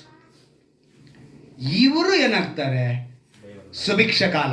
ಯಾವುದು ಸುಭಿಕ್ಷ ಕಾಲ? ಅದಕ್ಕೆ ಸೇರುವರಾಗಿ, ಅಂದರೆ ನಿತ್ಯ ಜೀವಕ್ಕೆ ಸೇರುವರಾಗಿರ್ತಾರೆ. ಅಂದರೆ ಎಲೆಕ್ಷನ್ ನಮಗೆ ಹತ್ರ ಆಗ್ತಾ ಇದೆ. ನಾವೇನು ಮಾಡಬೇಕು? ಕೊನೆಯದಾಗಿ 22ನೇ ಅಧ್ಯಾಯದ 10ನೇ ವಾಕ್ಯ ನೋಡಿ, ಏನಂತ ಹೇಳೋದು ಹೇಳಿದೆ. ಇದಲ್ಲದೆ ಅವನು ನನಗೆ ಪುಸ್ತಕದಲ್ಲಿರುವ ಪ್ರವಾದನ ವಾಕ್ಯವನ್ನು ಗುಪ್ತವಾಗಿಡಬೇಡ, ಇವು ನೆರವೇರುವ ಸಮೀಪವಾಗಿದೆ. ಅನ್ಯಾಯ ಮಾಡೋನು ಇನ್ನೂ ಅನ್ಯಾಯ ಮಾಡಲಿ, ಮೈಲಿಗೆ ಯಾವುದನ್ನು ತನ್ನನ್ನು ಇನ್ನೂ ಮೈಲಿಗೆ ಮಾಡಿಕೊಳ್ಳಲಿ, ನೀತಿವಂತನು ಇನ್ನೂ ನೀತಿಯನ್ನು ಅನುಸರಿಸಲಿ, ಪವಿತ್ರನು ತನ್ನನ್ನು ಇನ್ನೂ ಪವಿತ್ರ ಮಾಡಿಕೊಳ್ಳಲಿ. ಈಗೋ ಬೇಗ ಬರುತ್ತೇನೆ. ಎಷ್ಟು ಸ್ಪಷ್ಟವಾಗಿ ಹೇಳ್ತಾರೆ. ಅನ್ಯಾಯ ಮಾಡೋರು ಅನ್ಯಾಯ ಮಾಡ್ತಾ ಇರಲಿ, ಅವ್ರು ನೋಡಿ ನೀವು ಉರಿಗೊಳ್ಳಬೇಡಿ. ಅವನು ಅನ್ಯಾಯ ಮಾಡ್ತಿದ್ದಾನೆ, ಚೆನ್ನಾಗಿದ್ದಾನೆ, ನೀನು ಅನ್ಬೇಡ. ಅನ್ಯಾಯ ಮಾಡ್ತಾನೆ ಇರ್ತಾನೆ. ನೆಕ್ಸ್ಟ್ ಹೇಳ್ತಾರೆ ನೋಡಿ, ಮೈಲಿಗೆ ಯಾವುದವನು ತನ್ನ ಇನ್ನೂ ಮೈಲಿಗೆ ಮಾಡಿಕೊಳ್ಳಿ. ಅಸಹ್ಯವಾಗಿರೋನು ಅಸಹ್ಯವಾಗಿರಲಿ. ಅವರ ಬದುಕು ವ್ಯಭಿಚಾರದ, ಜಾರತ್ವವು, ವಿಗ್ರಹಾರಾಧನೆಯಲ್ಲಿ ಇರ್ತಾರೆ. ಅವ್ರು ಮೈಲಿಗೆ ಮಾಡ್ಕೊಳ್ತಾರೆ. ಅವ್ರು ನೋಡಿ ನೀನೇನು ಮಾಡಬೇಡ, ಉರಿಗೊಳ್ಳಬೇಡ. ಅವ್ರು ನೋಡಿ ನೀನು ಹೋಲಿಕೆ ಮಾಡಿಕೊಳ್ಳಬೇಡ. ನಂತರ ಹೇಳ್ತಾರೆ, ನೀತಿವಂತನು ಇನ್ನೂ ನೀತಿನ ಅನುಸರಿಸಬೇಕು. ಹಾಗೆ ಪವಿತ್ರನು ಇನ್ನೂ ಪವಿತ್ರನಾಗಬೇಕು. ಈಗೋ ಬೇಗ ಬರುತ್ತೇನೆ, ನಾನು ಪ್ರತಿಯೊಬ್ಬನಿಗೆ ಅವನವನ ನಡತೆಯ ಪ್ರಕಾರ ಕೊಡತಕ್ಕ ಪ್ರತಿಫಲವು ನನ್ನ ಕೈಯಲ್ಲಿದೆ. ಈಗ ಓಟ್ಗೆ ನೀವು ಅರ್ಹರು ಅಂತ ಹೇಳಿದ್ರೆ ಬೆರಳು ಹೋಗಿ ತೋರಿಸಿದ್ರೆ ನಿಮಗೆ ಓಟ್ ಹಾಕಿ ಒಳಗಡೆ ಕರ್ಕೊತಾರೆ. ಇಲ್ಲ ಅಂದರೆ ಎಲೆಕ್ಷನ್ ಇಲ್ಲ ನಿಮಗೆ, ನೀವೆಲ್ಗೋಗ್ಬೇಕು, ನರಕಕ್ಕೆ. ಸೊ ನಾವು ಎರಡನೇ ಬರೋಣಕ್ಕೆ ಹೇಗೆ ಸುಭಿಕ್ಷ ಕಾಲ ದುರ್ಭಿಕ್ಷ ಕಾಲ ಅಂತೇಳಿ ಯೋಸೇಫನು ಆ ಸಮಯದಲ್ಲಿ ತನ್ನ ಉನ್ನತ ಸ್ಥಾನವನ್ನು ಮಾಡಿಕೊಂಡನು, ಹಾಗೆ ಇವತ್ತು ನೀನು ನಾನು ಹೊಸ ಒಡಂಬಡಿಕೆ ಕಾಲದಲ್ಲಿ ಬದುಕಿರುವಂಥ ನಾವುಗಳು ಪ್ರಕಟಣೆಯ ಪುಸ್ತಕಗಳು ಹೇಳುವ ಪ್ರಕಾರ ಆ ಉಪದ್ರವ ಕಾಲಗಳು ಬರುವುದಕ್ಕೆ ಮುಂಚೆ ಎರಡನೇ ಬರೋಣದಕ್ಕೆ, ಆ ಎಲೆಕ್ಷನ್ ಟೈಮ್ಗೆ ಓಟ್ ಹಾಕುವುದಕ್ಕೆ ನಾವು ರೆಡಿ ಆಗಬೇಕು. ಸೊ ಮೊಣಕಾಲಕ್ಕೆ ಅನುಭವ ಕೊಡಿತೆ ನಾವು ಕೇಳೋಣವಾ? ನೀವು ಕೇಳಬೇಕು, ಆವಾಗಲೇ ದೇವರು ನೀವು ಅದನ್ನು ಕೊಡುವುದಕ್ಕೆ ಸಾಧ್ಯ. ನಾವೆಲ್ಲ ಓಟ್ ಹಾಕುವುದಕ್ಕಾಗಿ ಈ ಸ್ಥಳಕ್ಕೆ ಬಂದಿದ್ದೇವೆ. ದೇವರನ್ನು ನಾವು ಮಹಿಮೆಪಡಿಸಬೇಕು. ಯಾಕಂದರೆ ಸುಭಿಕ್ಷ ಕಾಲ, ದುರ್ಭಿಕ್ಷ ಕಾಲ, 7 ಉಪದ್ರವ ಕಾಲಗಳು, ಮಹಾ ಉಪದ್ರವ ಕಾಲ, ಉಪದ್ರವ ಕಾಲ. ವಿಗ್ರಹಕ್ಕೆ ನಮಸ್ಕರಿಸದೆ ಅದಕ್ಕೆ ಸಂಬಂಧಪಟ್ಟ ಅಂಕೆಯನ್ನು ನಾವು ಮುದ್ರಿಸಿಕೊಳ್ಳದೆ ಇರಬೇಕು. ಅದಕ್ಕೆ ನಮ್ಮನ್ನು ಸಿದ್ಧಪಡಿಸಿಕೊಳ್ಳಿ. ಎರಡನೇ ಬರೋಣಕ್ಕೆ ನಮ್ಮನ್ನು ದೇವರು ಸಿದ್ಧಪಡಿಸುತ್ತಿದ್ದಾರೆ. ಯಾರ್ಯಾರು ಯೋಸೇಫನಂತೆ ಸಂಕಟ, ಇಕ್ಕಟ್ಟು, ಬಾಧೆ, ಸಮಸ್ಯೆ, ಶೋಧನೆ, ಹೋರಾಟ, ಪರೀಕ್ಷೆ, ಒಂದು ವೇಳೆ ಸೆರೆಮನೆದ ಅನುಭವ ಬಂದರೂ ಕೂಡ ವಿಶ್ವಾಸ ಯಾತ್ರೆಯಲ್ಲಿ ಕುಗ್ಗದೆ, ಸೋತು ಹೋಗದೆ, ಬೇಸರಗೊಳ್ಳದೆ, ಜಿಗುಪ್ಸೆಗೊಳ್ಳದೆ ಮುಂದೆ ಸಾಗಬೇಕು. ಅವಮಾನ, ನಿಂದೆ, ಅಪಹಾಸ್ಯ, ಒತ್ತಡಕ್ಕೆ ಗುರಿಯಾದರು, ಒಂದು ವೇಳೆ ಸಣ್ಣ ವಯಸ್ಸಿನಿಂದ ಮುಪ್ಪಿನ ಕಾಲದವರೆಗೂ ಅಥವಾ ಯೌವನ ಪ್ರಾಯದಲ್ಲಿಯೋ ಮನಗುಂದದೆ, ಕೆಟ್ಟವರ ಸಹವಾಸ ಮಾಡದೆ, ದುರಾಭ್ಯಾಸಗಳಿಗೆ, ದುರಾಲೋಚನೆಗಳಿಗೆ ಸ್ನೇಹ ಮಾಡದೆ ದೇವರ ಸ್ನೇಹವನ್ನು ಬಯಸೋಣ. ಯೇಸು ಕ್ರಿಸ್ತನ ಸಾರೂಪ್ಯದಲ್ಲಿ ಯೋಸೇಫನು ಹೇಗೆ ನೆಲೆಗೊಂಡನೋ, ನೀನು ನಾನು ಎರಡನೇ ಬರೋಣಕ್ಕೆ ಸಿದ್ಧರಾಗುತ್ತೇವೆ ಎಂದು ಹೇಳಿದರೆ, ಯೇಸು ಕ್ರಿಸ್ತನ ಸಾರೂಪ್ಯವನ್ನು ಧರಿಸಿಕೊಂಡವರಾಗಿ, ದೀರ್ಘ ಶಾಂತಿಯಾಗಿ, ತಾಳ್ಮೆಯುಳ್ಳವರಾಗಿ ನಾವು ದೇವರ ಬಳಿ ಹೋಗಬೇಕು. ದೇವರು ನಮ್ಮನ್ನು ಅದಕ್ಕಾಗಿ ಕರೆತಂದಿದ್ದಾರೆ. ವಾಕ್ಯಕ್ಕೆ ಒಪ್ಪಿಸಿಕೊಂಡವರಾಗಿ ಬದುಕೋಣ, ವಾಕ್ಯದಲ್ಲಿ ನೆಲೆಗೊಂಡವರಾಗಿ ಬದುಕೋಣ. ಈ ವಾಕ್ಯವನ್ನು ಕೇಳಿರುವಂಥ ನೀವುಗಳು ಧನ್ಯರಾಗಿದ್ದೀರಿ. ವಾಕ್ಯಕ್ಕೆ ಒಪ್ಪಿಸಿಕೊಟ್ಟವರಾಗಿ ನಿಮ್ಮನ್ನು ಸಿದ್ಧಪಡಿಸಿಕೊಳ್ಳಿ. ಯೋಸೇಫನು ಹೇಗೆ ತನ್ನನ್ನು ಒಪ್ಪಿಸಿಕೊಟ್ಟನೋ, ಸಮರ್ಪಿಸಿಕೊಂಡನೋ, ಇವತ್ತು ನೀನು ನಾನು ಸಮರ್ಪಿಸಿ ಒಪ್ಪಿಸಿಕೊಡೋಣ. ಎರಡನೇ ಬರೋಣಕ್ಕೆ ಮತ ಚಲಾಯಿಸುವುದಕ್ಕೆ, ನಿತ್ಯ ಜೀವದ ರಾಜ್ಯದೊಳಗೆ ಪರಲೋಕ ರಾಜ್ಯಕ್ಕೆ ಸೇರುವುದಕ್ಕೆ ನಮ್ಮನ್ನು ಒಪ್ಪಿಸಿಕೊಡೋಣ. ಯೇಸುವೇ, ನಮ್ಮನ್ನು ಒಪ್ಪಿಸಿಕೊಡುತ್ತೇವೆ ಅಂತೇಳಿ ಯಾರ್ಯಾರು ಒಪ್ಪಿಸಿಕೊಡುತ್ತಿದ್ದಾರೋ, ಈ ವಾಕ್ಯಕ್ಕೆ ಯಾರ್ಯಾರು ಕರ್ತನೆ ವಿಧೇಯರಾಗುತ್ತಿದ್ದಾರೋ ಅವರೆಲ್ಲರನ್ನು ವಾಕ್ಯದಿಂದ ಆಶೀರ್ವದಿಸಿ, ಬಲಪಡಿಸಿ. ವಾಕ್ಯವನ್ನು ಯಾರು ಯಾವ ಸಮಯದಲ್ಲಿ ಕೇಳಿದರೂ ಕೂಡ ನೀನು ಅವನು ಬಲಪಡಿಸಿ, ವಾಕ್ಯಕ್ಕೆ ಒಪ್ಪಿಸಿಕೊಟ್ಟವರಾಗಿ ಬದುಕಿಸಿ, ನಾಮವನ್ನು ಮಹಿಮೆಪಡಿಸಿಕೊಳ್ಳಿ. ನಮ್ಮ ರಕ್ಷಕನು ವಿಮೋಚಕನೂ ಆಗಿರುವ ಯೇಸು ಕ್ರಿಸ್ತನ ನಾಮದಲ್ಲಿ ಪ್ರಾರ್ಥಿಸಿ ಬೇಡುವಂತೆ ಜೀವನ ತಂದೆ. ಆಮೆನ್. ಹಲ್ಲೆಲೂಯಾ.